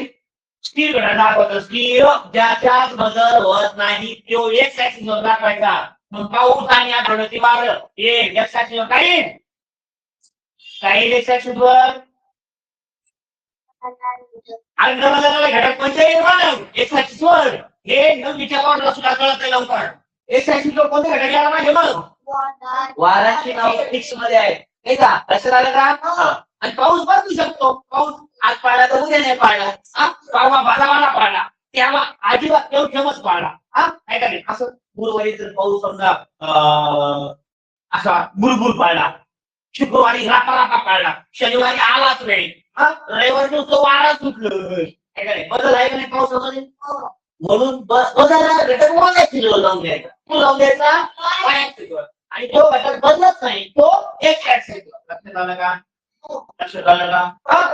मुलांची नावं दिली आणि त्यांची उंची दिली. 7-8 मुलांची नावं दिली, 7 मुलांची नावं दिली, त्यांची उंची दिली. कोणता घटक पुढे लिहिल तुम्ही? उंची पुढे लिहिल. करेक्ट. उंची वाय ऍक्सिसवर आणि मुलांची नावं फिक्स आहे. सपा म्हणलं तुला सपाच येणार आहे, झापा येणार. आलं का लक्षात? बरोबर आहे का नाही? नाव डाव्या असेल डाव्या तर तिथं डाव्या असल्यावर लागल. तिथं पाटल्या घेऊन चालणार नाही. दगड्या असेल तर दगड्याच घ्यावं लागत. बरोबर आहे का नाही? तिथं धोड्या घेऊन चालणार मग दगड्याची उंची लागेल तिथं. उंची बदल होऊ शकतो. दगड्या आज समजा एवढा असेल तर उद्या केवढा होऊ शकतो. बरोबर आहे का नाही? मग दगड्याची उंची कमी काय होईल पण दगड्याचं नाव बदल का? दगड्याचं नाव बदल का? समजा धोडाकाचं नाव धोडा कसं राहील? म्हातारी होईपर्यंत धोडा कसं राहील? नाव बदल फिक्स आहे ती एक्स ऍक्सिस वर लिहा आणि वाय ऍक्सिस वर काय लिहा? बदलता घटक लिहा. कळलं का? मी तुम्हाला आलेख एकदम भारीपैकी सांगितलेला आहे. तो बऱ्याच कोणाला हे कळतच नाही. आलेख नेमकं वापर यायची पुढं वळ का आठवीला विषय मला घेतलेला ठीक आहे. तर त्यामुळे मला असं सांगावं लागतं. ठीक आहे. आणि तुम्हाला मी सांगितलं तुम्ही 8वी 9वीच्या सिलेबस मध्ये हे बऱ्याच लोकांना कळत नाही. लक्षात ठेवा. 10वीचे लेक्चर सुद्धा असे आहेत की त्यांना सुद्धा हे एक साईड काय आहे काय तरी कळत नाही. काय सांगावा? तर जे माझे लेक्चर करीत असाल बरोबर ते नशीब होण्याचं आणि मला मी पण मला नशिबाला समजतो की तुमच्यासारखे लेक्चर भेटले किंवा ऐकत येईल. लक्षात आलं का? तर त्याच्यामुळं हे लेक्चर अतिशय महत्वाचे लेक्चर्स आहेत. बारीक सारी गोष्टी याच्यामध्ये कव्हर होत आहेत. ठीक आहे. तर आता मला सांगा तुम्ही दादांनो वाय ऍक्सिसवर तुम्ही ज्वारी लिहिली महिन्याची नावं लिहिली वाय ऍक्सिसवर काय लिहिली? ज्वारी का पांढरी ज्वारी लिहिली?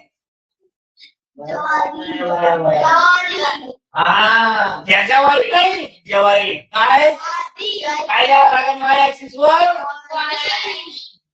ज्वारी पिकण्याची संख्या द्यावं लागेल. लक्षात येतं का? आणि एक्स ऍक्सिसवर काय द्यावं लागेल तुम्हाला? क्या बात आहे. चला जाऊया आपण आता पुढे. लक्ष द्या इकडे. हे बघा तर 10 20 30 हे किलो मध्ये माप आहेत. मग इकडे बघा प्रमाण लिहायचं सगळ्यात महत्वाचं वाय अक्ष आधी लिहायचा. वाय अक्ष 1 सेंटीमीटर. हे जे कॉलम तुम्हाला दिलेले असतात ना छोटे छोटे 1 सेंटीमीटर असे तुकडे असते बघा आलेख पेपर मध्ये असे कॉलम असते. कळलं का? असे कॉलम असते. ह्या 1 सेंटीमीटरचा असतो, हा 1 सेंटीमीटरचा असतो, हा 1 सेंटीमीटर, हा 1 सेंटीमीटर. तर एका सेंटीमीटरला म्हणजे हा जो कॉलम असत ना इथला भाऊ हा 1 सेंटीमीटरला असतो बरं का दाद्या. कळलं का? मग एका सेंटीमीटरला किती घेतले तुम्ही? किती किलो घेतले ज्वारी? ही ज्वारी नाही ज्वारी. तर 10 किलो ज्वारी घेतली भाऊ. 10 किलोग्राम ज्वारी. समजलं? एक्स ऍक्सिसचं काही लिहायचं नाही. वाय ऍक्सिस महत्वाचं आहे आपल्याला. बस संपला विषय. आणि एक्स ऍक्सिसवर फक्त काय लिहायचं? एक्स अक्ष. तर एका सेंटीमीटरला काय लिहून टाकायचं? एक्स ऍक्सिस बरोबर 1 सेंटीमीटर बरोबर काय आहे? तर 1 महिना किंवा 1 महिना असं म्हटलं तरी चालतंय. एका सेंटीमीटरला 1 महिना घेऊ शकतो किंवा इथं 2 सेंटीमीटर बी असू शकतो. असं काही नाही. कळलं का? पण एक्स ऍक्सिसवर फक्त महिन्यांची नावे असं म्हटलं तरी चालतंय. कळलं का? एक्स ऍक्सिसच्या प्रमाणाला महत्व नाही. ते जे घ्यायचं ते घ्या आणि महिन्यांची नावं काय असेल ते लिहून टाका बस. फक्त वाय ऍक्सिसच्या प्रमाणाला मात्र निश्चितच महत्व आहे. आता तुम्ही म्हणाल मग एक्स ऍक्सिसच्या प्रमाणाला महत्व नाही मग पुढे लिहून एकदा थोडा 2 सेंटीमीटर एकदा थोडा 5 सेंटीमीटर मध्ये कसं करायचं नाही. सारखं अंतर घ्यायचं. एका सेंटीमीटर एक ब्लॉक घेत चला बस विषय संपला. म्हणजे चुकायचा प्रश्न येणार नाही. ठीक आहे. तर त्या गोष्टी कळाल तुम्हाला. आता आपण प्रत्यक्षामध्ये जाणार आहोत. तर प्रत्यक्षामध्ये आपण कुठे जाणार आहोत? कोकणाला नाही. मग बघा हे चाललंय काय चाललंय काय समजणार मला. अरे भाऊ असं गावून राहिलं दादा. चलो आता तुम्ही याच्याकडे पाहिजे आणि मला उत्तर देईल. ऑगस्ट महिन्यात 50 किलोची विक्री झालेली आहे. खरंय का खोटं आहे? बरं आहे. मग मला एक सांगा बरं का, बरोबर 2च मिनिटं. इथं बरोबर आहे, हे वाक्य बरोबर आहे. ऑगस्ट महिन्यात 50 किलोची विक्री झालेली आहे. तर हे वाक्य काय आहे? बरोबर आहे. बरोबर आहे. हे वाक्य बरोबर आहे. सप्टेंबर महिन्यात मी प्रश्न विचारतो, किती विक्री झालेली? सप्टेंबर महिन्यात किती विक्री झालेली आहे सांगा. ऑफलाईन सांगा. 20 किलो. काय अगदी बरोबर आहे. इथून तुम्हाला दिसत असेल ना, हे सरळ आहे ना दादा? हे बघ, इकडे बघा, इकडे बघा. हे असं सरळ आहे ना दादा? दिसते का? नसेल तुम्हाला तसं कळत तर बघा, मी बघा काय करतो. हे बघा 20. आता थोडस कमी जास्त होऊ शकतं, थोडस कमी जास्त झालेलं आहे. बघा 20 दिसले का? दिसले का? त्याच्यामुळे आता विषय नाही, चर्चा नाही. तर सगळ्यात कमी विक्री केव्हा झालेली आहे? सप्टेंबर महिन्यामध्ये. किती झालेली आहे दादा? किती झालेली आहे ती? किती झालेली आहे? 20 किलो. किती किलोग्रॅम झालेली आहे? 20 किलोग्रॅम. ठीक आहे. तर माझं म्हणणं असं आहे, सगळ्यात जास्त विक्री कोणत्या महिन्यात झाली? जुलै. दिलेलंच आहे. मग जुलै महिन्यात जर जास्त झाली असेल तर किती झाली पण नेमकं ते सांगा. बरोबर आहे.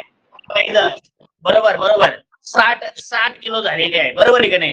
हे असं आहे ना, एकदम सोपं आहे बरं का. फक्त दिमाग चालला पाहिजे तुमचा. बरोबर का? तर 60 किलो. इथं लिहिलं ते गपना बाबा, इथं लिहिलं 60 किलो, 60 किलोग्रॅम. ठीक आहे. ते असं येतो परीक्षा. सोपं आहे का अवघड आहे? सोपं आहे. चला पुढे जाऊया. आता इथं आता महत्वाचं आहे चित्रालेख. आता हे चित्रालेख म्हणजे तुम्हाला चित्र दिलेले असतील आणि चित्राच्या सहाय्यानं माहिती तुम्ही एकदम सोपं आहे, एकदम सोपं आहे. त्याच्यामुळे म्हणलं हे प्रकार नाही सोपं राहिलेलं आहे. चित्रालयामध्ये दिलेली माहिती जी आहे ती दर्शनासाठी काय उपयोग होतो? चित्रांचा अथवा चिन्हांचा उपयोग करतात. आता तुम्ही म्हणून चित्र म्हणजे कसे सर? मग आपली जे प्लास्टिक सर्जरी केलेली तुम्ही म्हणत असा मला एकदम स्वतः का कसं नसतं. चित्र म्हणजे फोटो बिटो नसते नाही का, डायरेक्ट चित्र माहिती होती चिन्हाच्या स्वरूपात असं. बाकी काही टेन्शन घेऊ नका. आता माझं चित्र कसे राहते? आता बघा माझं चित्र कसे दाखवले बघा. हे का नाही? ते दिसते चित्र कशी दिसते. आता ते कोणत्या अँगल माणसं वाटत ते तुम्ही पहिले अशी माणसं काही ठेवची. बरोबर आहे की नाही? तशी माणसं घेते नाही का? त्याला हातावरून पाय, नाकावरून डोळे, कान जसं तसं काढत नाही. लक्षात. तर काय का नाही? तर आता ऐका, इथं देताना बघा लक्ष आहे इकडं. पशुपालन करणाऱ्या व्यक्तीची माहिती त्या तक्त्यामध्ये दाखवलेली आहे. एक सगळ्यात महत्वाचं काय सांगितलं का? एकदम महत्वाचं बरं का, सगळ्यांनी काय बरं का, याच्यात अतिशय महत्वाचा भाग एकच आहे. तर त्याच्या सूचना काय दिली की व्यवस्थित वाचलं पाहिजे तुम्ही नाही का. सूचना अशी आहे की बाबा हे इथं काय दिलेलं आहे ना, याला लय महत्व आहे. एक चित्र बरोबर 10 व्यक्ती आहे. एक चित्र बरोबर एक व्यक्ती नाही, हे पहिलं समजून घ्या. कळलं का? आणि हे लय बेकार समजलं पाहिजे. मी अगदी बेबीच्या डेटापासून अगदी मरुस्कर सांगतो तुम्हाला की तुम्ही काय करा, एका चित्राला किती व्यक्ती हे ध्यानात ठेवा, तरच तुमचं उत्तर बरोबर येतं. व्यक्ती म्हणू, वस्तू म्हणू, काय बी असू, पण एका चित्राला किती हे ध्यानात ठेवावं लागेल. तरच तुम्हाला याच्यावर प्रश्न बरोबर सोडता येईल. नाही तर तुमचं काही खरं आणि सोपा प्रश्न याच्यावरचा घालवायचा नाही. ठीक आहे. आता व्यवसाय करणारे बघा, शेळी पालन करणारे किती लोक आहेत? लक्ष द्या.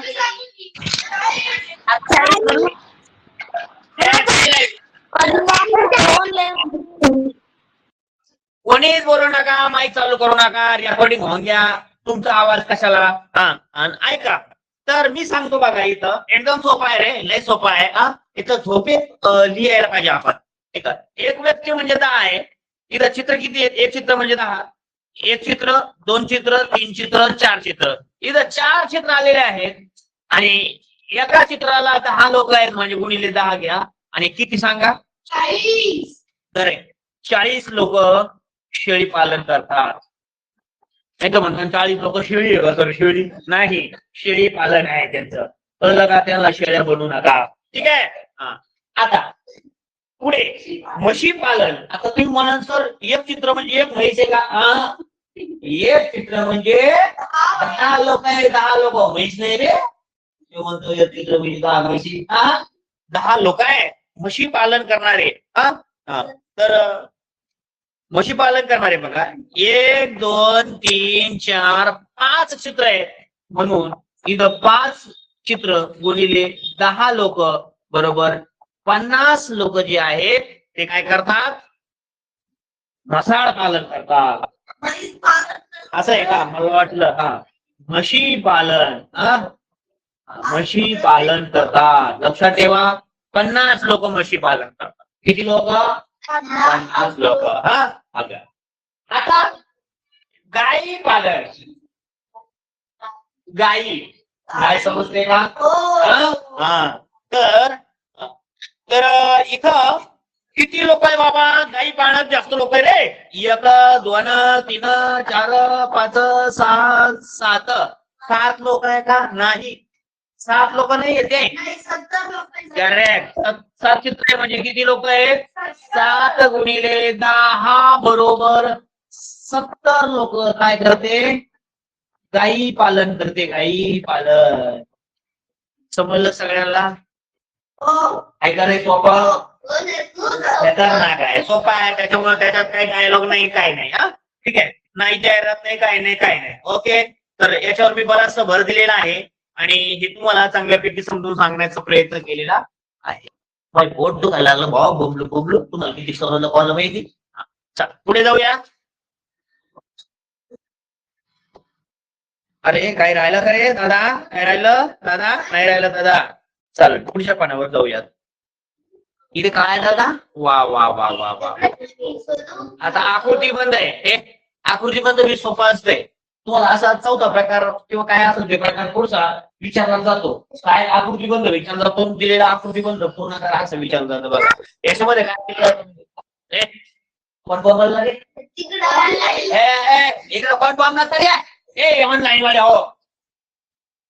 या कसा माईक चालू रे बे उन्हाळे हो. काय करता तुम्ही रे? माईक बंद करू. अरे माईक एकाचा चालू नाही. झोपले का काय तुम्ही? अय्या तुमचे माईक जर चालू नाही आपले एकाचा व्हिडिओ चालू नाही म्हणायचं तुम्हाला. मी माईक म्हणलो काय? तुम्हाला काय कळा मी काय म्हणलो?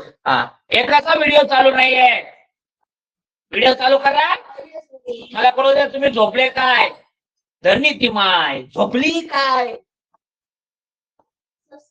चला जाऊया आपण पुढे. आकृतीबंध येतो बघा गणितामध्ये तुम्हाला आणि आकृतीबंध हा अतिशय महत्वाचा असतो. आणि तुम्ही जर व्हिडिओ चालू करीत नसेल तर मी पण आपला स्क्रीन बंद करून टाकतो आणि जातो भेटतो आपण. तुम्हाला काय तुम्ही बागेत फिरायला बसताना खाली तुम्ही चला तर व्हिडिओ चालू करा. चला पुढे बघा. संख्या आकार किंवा अक्षर यांची एका विशिष्ट क्रमाने मांडणी केलेली असते बरं का परिणिती. आणि ही मांडणी केलेली जी असते ना तिला म्हणतात आकृतीबंध. ही व्याख्या तुम्हाला लिहावी लागल म्हणजे लिहावीच लागल. आकृतीबंध कशाला म्हणायचं? विशिष्ट क्रम असतोय रे दादा. त्याच्यामध्ये काहीतरी संबंध आहे, सहसंबंध आहे, साधा प्रकार आहे. ठीक आहे. आता बघा तिथं काय द्याला 31 37 41 47 53 काय समज आहे आता हे मला तर काही समजा ना. तुम्हाला काय समजत का? चांगलं डोकं लावा.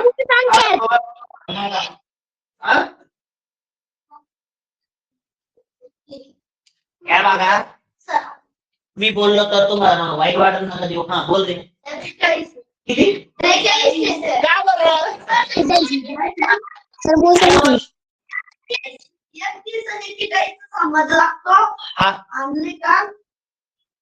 आता कोणतरी बोलणं बघा नाही. काय समज लागतो? तसं नाही तसं नाही तसं नाही ते. इकडं तू बोल तू बोल तू बोल.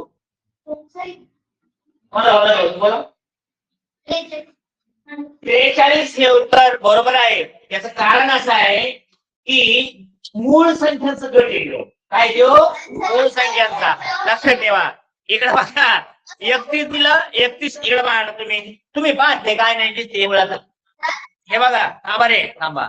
31 मूळ संख्या आहे, 37 मूळ संख्या आहे, 41 मूळ संख्या आहे, त्याच्यानंतर 47 सुद्धा मूळ संख्या आहे आणि 53 सुद्धा मूळ संख्या आहे. याच्यातली फक्त एकच संख्या सुटली बघा 43.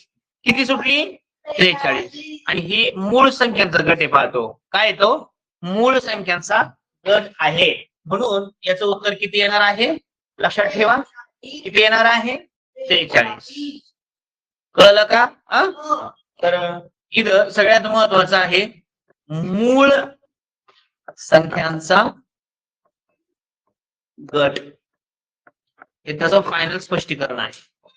असं तुम्ही सुद्धा लिहायला पाहिजे. स्पष्टीकरण याला म्हणजे कळलं. हे प्रश्न कळाला. चला पुढच्या पानावर. आता काही नाही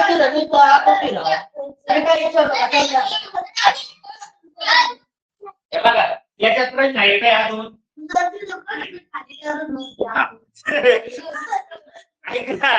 ऐका तर त्याचं म्हणणं आहे सर खाली काय तिथं प्रश्न लपलेले आहे. बरं ठीक आहे आपण याच्या म्हणण्यानुसार काय प्रश्न आहे दाद्या. ऐका बरं ठीक आहे वरती वरती पुढे रे पुढे. एकच प्रश्न आहे तर ऐका. तर पहिली व तिसरीच्या विरुद्धार्थी संख्येपेक्षा दुसरी चौथी व पाचवीची विरुद्धार्थी संख्या किती जास्त आहे. आता विरुद्धार्थी मला वाटलं विरुद्धार्थी काय म्हणलेलं आहे. विद्यार्थी शब्द आहे विरुद्धार्थी नाहीये बघा त्याचा गोंधळ होतो. चला तर आलेखावरून पहिली व तिसरीच्या विद्यार्थी पहिली व एक आपणार आहे काय मजा चालली आहे. पहिली व तिसरीचा विद्यार्थी संख्येपेक्षा दुसरी व चौथी व पाचवीची विद्यार्थी संख्या किती जास्त आहे. पहिली दुसरी तिसरी पहिली आणि तिसरी विचारली. बर एक काम करूया आपण. पहिली व तिसरीची विद्यार्थी संख्या पहिल्यांदा काढायची. इकडे लक्ष द्या. पहिली व तिसरीची विद्यार्थी संख्या अगोदर आपण काढू. विद्यार्थी संख्या पहिली आणि तिसरीची विद्यार्थी संख्या. आता इथं प्रमाण बघा.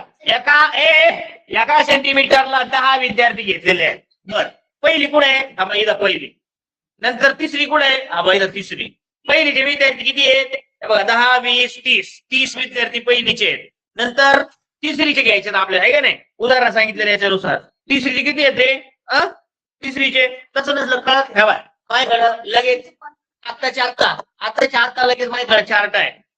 तर मला वाटतं 50 असेल जास्त नाही. चलो 50 50. मग इथं 50 लक्षात येतं का बघा.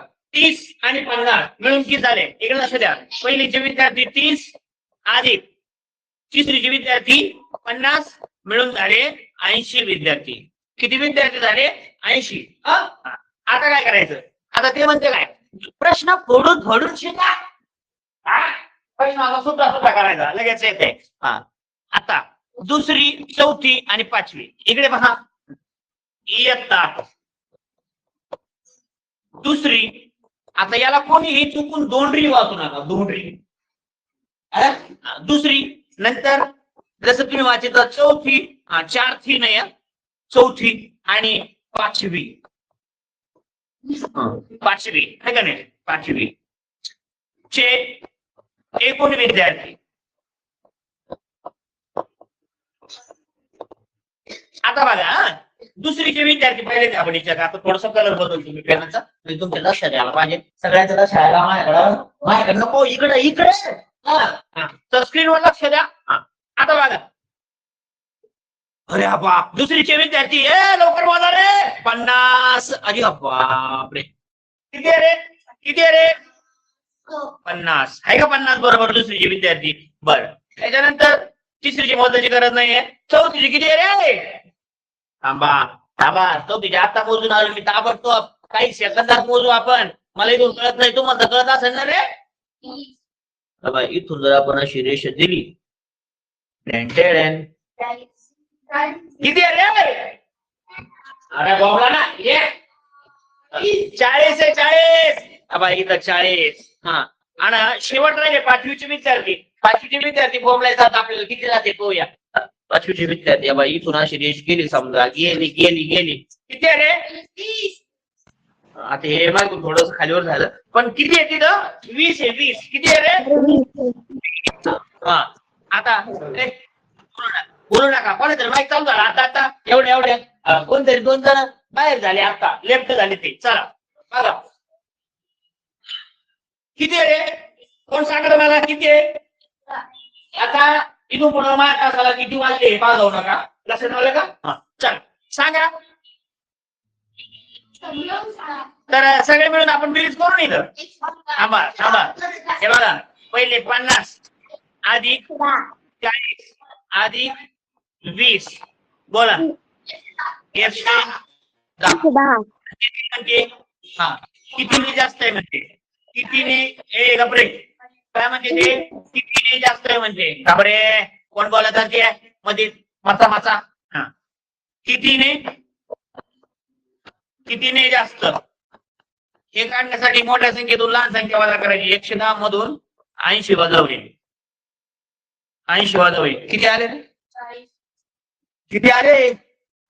आता तुम्ही बोंबला मी बोंबलो 40 आले 40. काय माणसं आहे काय नाही तुमचं तोंड हल्ला मी एकदा 30 आले 30. अरे श्रेयसा कोणतं गणित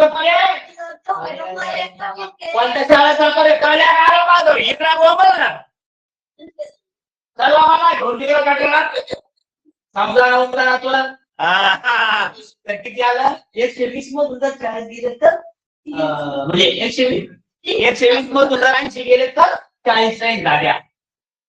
पुढं तो दोघं भितळीवर चला तर 30 उत्तर येतं आणि मग 30 ने जास्त आहे तर इथं पर्याय क्रमांक किती उत्तर आहे आता बोल. पर्याय क्रमांक बी मध्ये याचं उत्तर आहे. पर्याय क्रमांक बी. प्रश्न समजला? ओके तर आपण जाऊयात पुढच्या पानावर. चालेल का आता? याचा मी काटा करणार आहे याचा विषय घेऊ नका तुम्ही आता. हे मला संपवायचंच आहे एवढं म्हणजे आजच्या जेवढं मी तुम्हाला स्क्रीनवर घेतलेलं आहे ना तेवढं संपवायचं आहे मला. वेबी सेव्ह लवकर झाला. Save document upload successfully. कुठं आलं आलं आलं ओके. चला पुढे जाऊया आपण. पुढचा प्रश्न आता लय भारी प्रश्न आहे बा. आता काय म्हणते असे प्रश्न येतो पण तुम्हाला ABCD EFG बरोबर आहे का? नाही ABCD E आहे का नाही ABCD E एवढंच म्हणलेलं आहे. ही महामार्गावरील 5 गावं आहेत. गावं कळत आहे का? महामार्गामध्ये मोठा रस्ता आणि 5 गावं आहेत ते आणि डी आणि ई मधील अंतर किती म्हणजे डी आणि ई मधील अंतर जे आहे ते आहे 9 बरोबर आहे का? 39 आहे ते. डी लक्ष द्या डी व ई मधील अंतर किती वेळ जमल्या 39 किलोमीटर आहे. बरं ठीक आहे. डी आणि ई मध्ये 39 आहे. किती कप्पे रे डी आणि ई मध्ये? 1 रे 2 रे 3 रे 3 कप्पे. 3 कॉलम म्हणून एक कॉलम कितीचा रे? आता हे स्तंभ शब्द येतो खरा. एक स्तंभ कितीचा किंवा एक निर्देशक कितीचा येईल रे? मग 39 ला काय करा 3 ने भागा 13चा आहे 13 किलोमीटर. एक कप्पा किती झाला? 13 किलोमीटर झाला. कळलं नाही कळलं? 2 गावात किती अंतर आहे? 13 किलोमीटर आहे. सी आणि डी मध्ये सी आणि डी या गावातील अंतर किती म्हणते? चला ना मग पाहू ना आपण. तर येथे सी व डी या गावातील अंतर बरोबर किती? मला तुम्ही सांगा सी आणि डी या गावातील अंतर किती? मग मला सांगा सी आणि डी यांच्यामध्ये सी व डी या गावातील किंवा गावादरम्यान दरम्यान शब्द कळतो ना, दरम्यान म्हणजे मध्ये. किती कॉलम आहेत मोजा. बघा मी रंगीत कलर घेतो दुसरा. सी पासून मोजायचं 1 2 3 4 5 6 6 कॉलम आहेत दरम्यान. 6 कॉलम. समजायसाठी कॉलम शब्द म्हणतो तुम्ही काही म्हणा नाही का, त्याला अंतर म्हणा किंवा निर्देशक म्हणा. 6 निर्देशक आहेत. एक निर्देशक 13 किलोमीटरचा आहे म्हणून दुसऱ्या 13 गुणिले 6 करा. सर नाही थांबरे 78 किलो. अयो 78 किलो नाही की. एक काय गोल झाला पहा बरं चांगला मला. 1 2 3 4. हा बोला बोला काही चुकलेलं आहे काहीतरी. सर उत्तर 65. एक कॉलम चुकलाय का आपला. बरोबर आहे. त्याच्यातून कोणत्या राहणार राहायचे एक कॉलम पकडायचा नाही. 2 मिनिटं बेटा. 1 2 3 कॉलम झाले आपले. 1 2 3 4 5 आणि 6 कॉलम झाले नाही का दादा. 78 नाही होत. नाही नाही कसं काय 13 गेले ते पण पाहायला लागेल ना. 2 मिनिट लक्ष द्या. ह्या प्रश्नामध्ये पर्याय चुकलेला आहे. 100% पर्याय चुकलेला आहे. कारण इथं तुम्हाला जर तुम्ही सहज सहज मोजलं डी पासून ई पर्यंत 3 घर आहेत. 1 2 3 कॉलम आहेत म्हणून एक कॉलम 13 किलोमीटरचा आला. मग इथं सी पासून डी पर्यंत किती कॉलम आहेत ते मोजावं लागेल. 1 2 3 4 5 6 कॉलम आहेत. 5 कॉलम अजिबात नाहीये. मग 13 5 65 असं उत्तर त्यांना अपेक्षित आहे. मग डी हा इथं द्यायला पाहिजे होता पण इथं डी दिलेला नाही. मग डी पुढच्या घरावर दिलेला आहे म्हणून 13 78 हे उत्तर आहे. आणि 78 हे उत्तर जे आहे हे इथं पाहिजे होतं नाही का. असा पर्याय पाहिजे होता आणि याचं उत्तर जे असणार आहे याचं उत्तर पर्याय क्रमांक 1. 1,00,000% गॅरंटी देऊन सांगतो की हा प्रश्न चुकलेला आहे. कळलं का. त्याच्यामुळे याच्यात आपला दोष नाही. तर उत्तर परफेक्ट 78 किलोमीटर आहे. लक्षात ठेवा 78 किलोमीटर. येस दॅट्स आन्सर आणि फायनल आन्सर येते.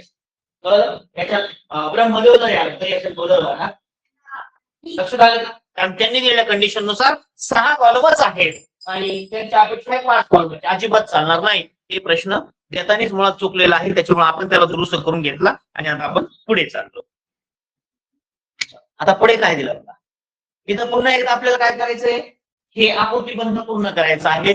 तर 111 222 एकदम सोपं आहे. तर आता काय येईल फक्त 443 4 4 4 आलं लक्षात. क्रमवार नैसर्गिक संख्यांचं गट दिलेला आहे. बरोबर आहे की नाही. क्रमवार नैसर्गिक संख्याचा गट दिला इथं काय बघायची गरज नाही. चला पुढे. आता हे तुमचे फोटो आलेले आहेत पाहायचं. आले का लक्षात. कसे डावीकडे पाहते घडी उजवीकडे पाहते इकडून तिकडून तिकडून इकडं. बरोबर आहे घडी. सगळे शांतारामचे चित्र आहे इथं. तर बघा चित्ररूप माहितीवरून खालील प्रश्नांची उत्तरं द्या म्हणलेलं आहे. आता सगळ्यात महत्वाचं इथं प्रवासासाठी सर्वात जास्त वापरले जाणारे साधन कोणते. इथं एका चित्राला काय माहिती दिलेली नाही त्याच्यामुळे जे चित्र जास्त दिसते तेच उत्तर आपलं फायनल. किती सोपा प्रश्न आहे. तर प्रवासासाठी जास्त वापरले जाणारे वाहन तर जास्त माणसं पुढे 1 2 3 4 5 6 7 7 लोक आहे. इथं 1 2 3 4 5 6 हे येणार नाही. हे उत्तर येणारच नाही. हे बी येणार नाही. हे उत्तर येणार आहे आणि हे उत्तर आहे सायकलचं म्हणून इथं उत्तर आलं सायकलचं. पुढे आता इकडे हे कळत मागचं ते गेलं तसं तुम्ही इथे गंधेत घोडे ना आले असं व्हायला ते समजलं पाहिजे. हा आता पुढे नमुना प्रश्न बघा त्याच्यात दुसरा प्रकार सुरू झाला आपला. तर 234 345 456 तिकडे पहा किती दिले तिथं 200 थांबरे येतो 234 345 456 ऐकून घ्या. 2चे केले 3 3चे केले 4 3चे केले 4 4चे केले 5 5चे केले 6 नाही 4चे केले 5 आणि 5चे केले 6. आता सांगा पुढचा क्रम काय येईल. ऐका इथं काय येतं माहिती का. आता आता इथं आहे पुढचे 2 पद बरं का आता हे लक्षात ठेवा. हा तर आता काय करायचं माहितीये का, इथून आपण पुढे जाऊया. 2 मिनिटं थांब ना. नुसते बडबड. हा आता 2चे 3 झाले, 3चे 4 झाले, तर इथं 4 किती व्हायला पाहिजे? 5. नंतर या 5 किती व्हायला पाहिजे? 6. या 6चे किती व्हायला पाहिजे? 7. बरोबर. हा आता पुढे जाऊया. आता कलर चेंज कलर. हा पुढचा कॉलम बघा. 5चे 6, 6चे 7 आणि 7चे 8 आणि हे पर्याय पहा इथं. इथं 5 आहे, इथं 6 आहे, इथं 7 आहे. 6, 7 आणि 8 आहे. 2, 3, 4, 3, 4, 5. ठीक आहे. हा बघा तर ही कशी झिरमळी दिसते मंडळ कशी आहे का नाही? भारीच दिसते बा. तर इथे म्हणूया आपण काय म्हणायचं इथं? काय म्हणायचं? पर्याय क्रमांक सी. लक्षात आलं का? सगळ्यांना लक्षात आलं का? हा चलो आगे पुढे जाऊया. भाऊ असं काय तर एका शाळेच्या ग्रंथालयात खालील चित्रलेखात दाखवल्याप्रमाणे विविध विषयांची पुस्तके आहेत आणि एक चिन्ह म्हणजे 40 पुस्तके चित्रलेखाचे वाचन करा आणि एक आहे सगळ्यात महत्वाचं याच्या खाली अशा वेळेस अंडरलाईन करून घ्यायच्या. एक चिन्ह म्हणजे किती पुस्तक आहे? 40 पुस्तके. बर चित्रलेखाचे वाचन करा व खालील प्रश्नांची उत्तरे द्या म्हणते. अरे बापरे. बरं ठीक आहे. आपण आता उत्तर नंतर देऊ, फक्त हे किती किती येते ते भाऊ. कादंबरी हा प्रमाण किती म्हणते? एक चौकोन जर असेल तर किती पुस्तक आहेत भाऊ? 40 पुस्तके आहेत. किती पुस्तक आहेत? 40. म्हणजे बा याचे 40 1 2 3 4 4 चौकोन आहेत, तर मग 4 गुणिले 40. तनुजा सावंत काय चाललं बाई? झोपून का मीटिंग चालली का टोळवाली? हा निर्वास लक्ष रे. मला दिसून राहिलं ना मावशे अंगास. ठीक आहे चांगलं बसा, नीट बसा. हा आपल्याला इकडून लाईव्ह बघतात मुलं क्लास मधली. ठीक आहे. 4 गुणिले 40 किती आले? माईक बंद कर रे. कोणा चालू ते माईक? कोण रे ते? इकडं कृष्णा माईक बंद कर बाळा. 4 आणि इकडे किती होईल? 4 ते 16 म्हणजे 16 आणि 0 0 160 पुस्तक आहे भाऊ. किती पुस्तक आहे? 160 पुस्तके. चालेल पुढे बघा पुढच्या कॉलम मध्ये बघूया आपण. हा बोला. तिथं कादंबरीची गाड्या. हा तिचं म्हणणं आहे की कथा ऐका. आता कथेची पुस्तक आहेत, नीट ऐक बाळा. कथा किती आहेत? कथेची पुस्तक आहेत 160 असं आहे बघ. आता कादंबरी म्हणजे पुस्तकच आहे लक्षात ठेवा, फक्त ती विस्तृत लिहिलेली असते कहाणीच्या स्वरूपात.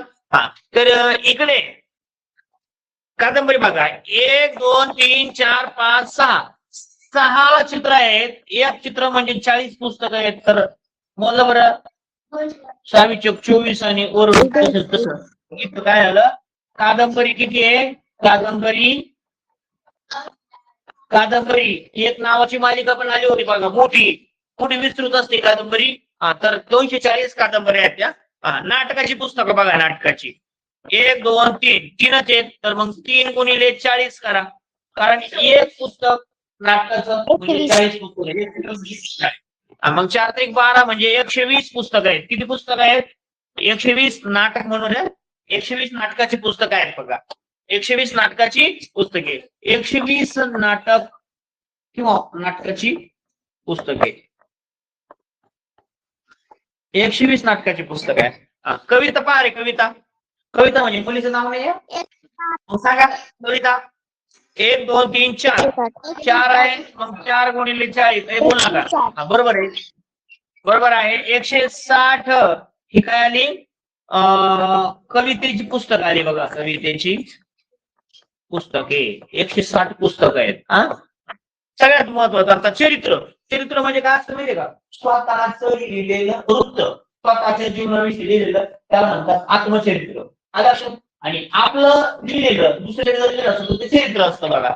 आपण स्वतःच लिहिलं तर आत्मचरित्र, आणि दुसऱ्या लिहिलं तर चरित्र. कळलं का? चरित्र, आत्मचरित्राला आत्मकथन असं पण म्हणतात. हा? तर चरित्र बघा, तर दोनच आहेत बघायचं. 2 × 40 म्हणजे 80 पुस्तकं आहे. ती किती पुस्तकं आहे? 80 पुस्तकं आहे. आणि मित्र हो, आता एवढं उत्तर आपल्याकडे तयार झालं म्हणल्यावर कशाची आहे ते? चरित्राची पुस्तकं आहेत बघा, चरित्र. एवढं सगळं मटेरियल आपल्याकडे तयार झालं म्हणलं, आता याच्यावर कोणता तरी प्रश्न विचारला तरी आपण उत्तर समोर देऊ शकतो. ठीक आहे. मग आता प्रश्न आपला पुढे असणार आहे. इथं प्रश्न नाही आपला, एवढं तर 100% खरं आहे. याच्यावर पुस्तकाचे हा विचारलेलं बरोबर. मला वाटलं पुढे प्रश्न आहे. हा ठीक आहे. मग नीट वाचा आता. कादंबरीच्या पुस्तकांची एकूण संख्या किती एवढं विचारलं होतं, पण मी तुम्हाला सगळा आलेख समजून सांगितलेला आहे. ठीक आहे. पुस्तकाशिवाय परीक्षेला तुम्हाला एवढं वाचत बसायचं नाही, एवढं सुलीत बसायचं नाही. जे विचारले त्याच्यावरती भर द्या. कादंबरीच्या पुस्तकांची एकूण संख्या किती?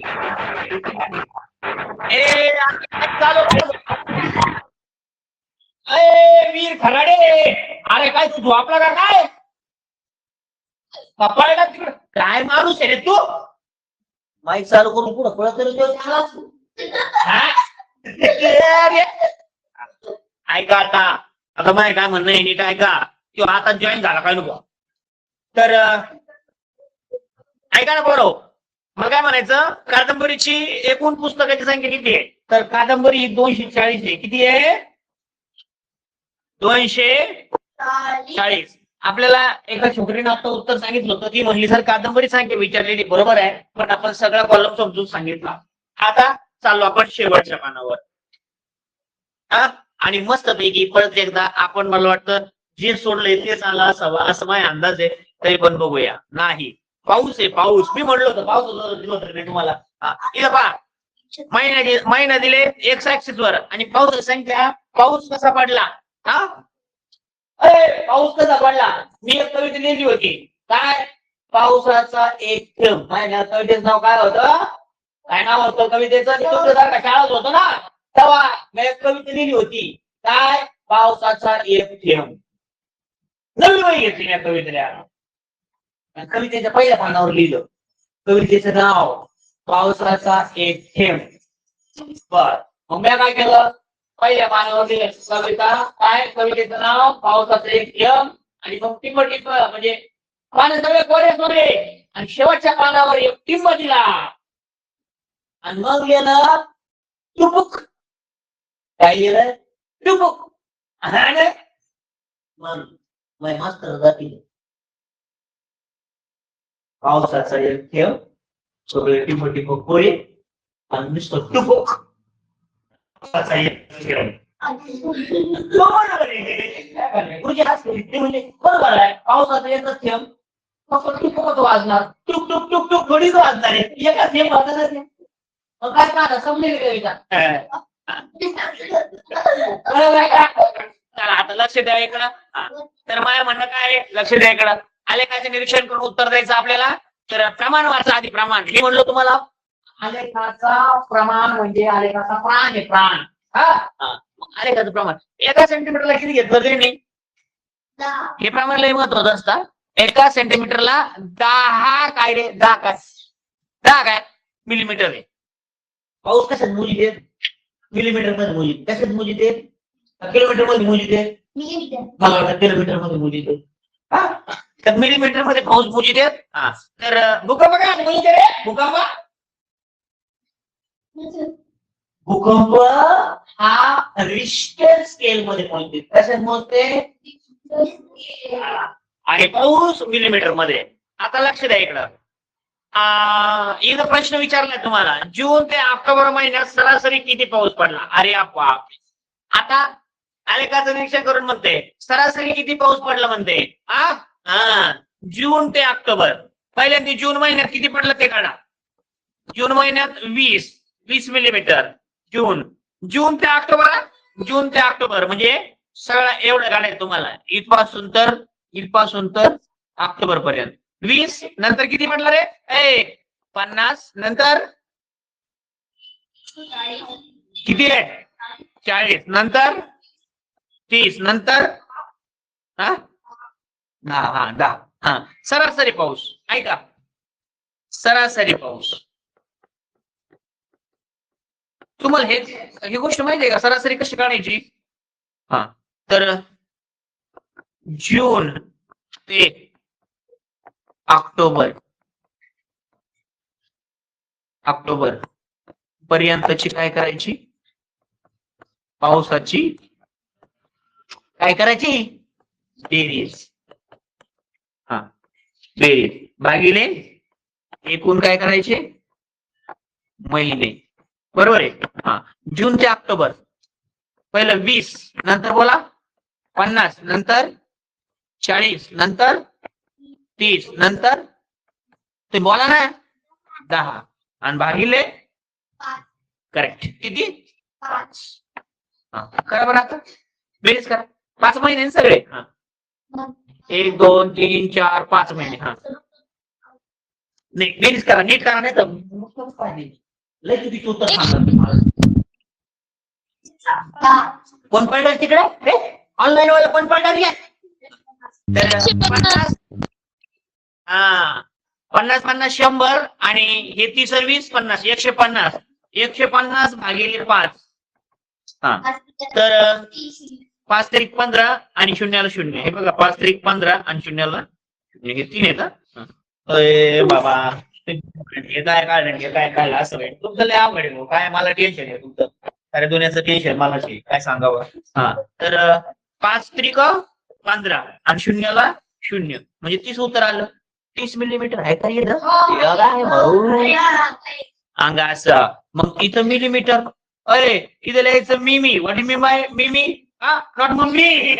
मिलीमीटर असं झालं का? हा, मग इथे मिलीमीटर लिहिलं तर मग एवढं आपलं शेवटी काय लिहायचं माहितीये का, शेवटी आपण काय लिहायचं माहितीये का, पर्याय क्रमांक ए ह्याच्यामध्ये उत्तर होतं. तर मला वाटतं पानं संपले का, संपले. हा, गणपती बाबाची वर्गणी झाली 11 रुपये. चला 11 पानं पूर्ण झालेली आहेत. ठीक आहे, तर आपण मी हे डॉक्युमेंट करतो आहे 2 मिनिटं फक्त. वगैरे नाही कशी ऑन राहिलं अपलोडेड सक्सेसफुली नाही आला अजून. Uploaded successfully. ओके, तर कोण चालला तिकडे झोपी घेऊन, कोण चालला तिथे? शिकवलं कळाला का सगळ्यांना ऑनलाईन ओले?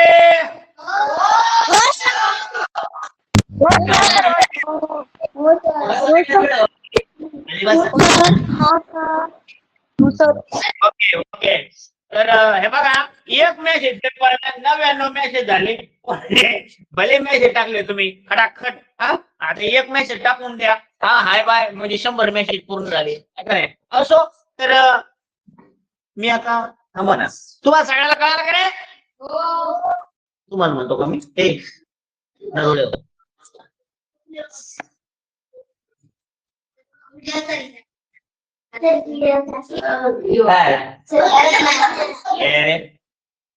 अजिबात नाही.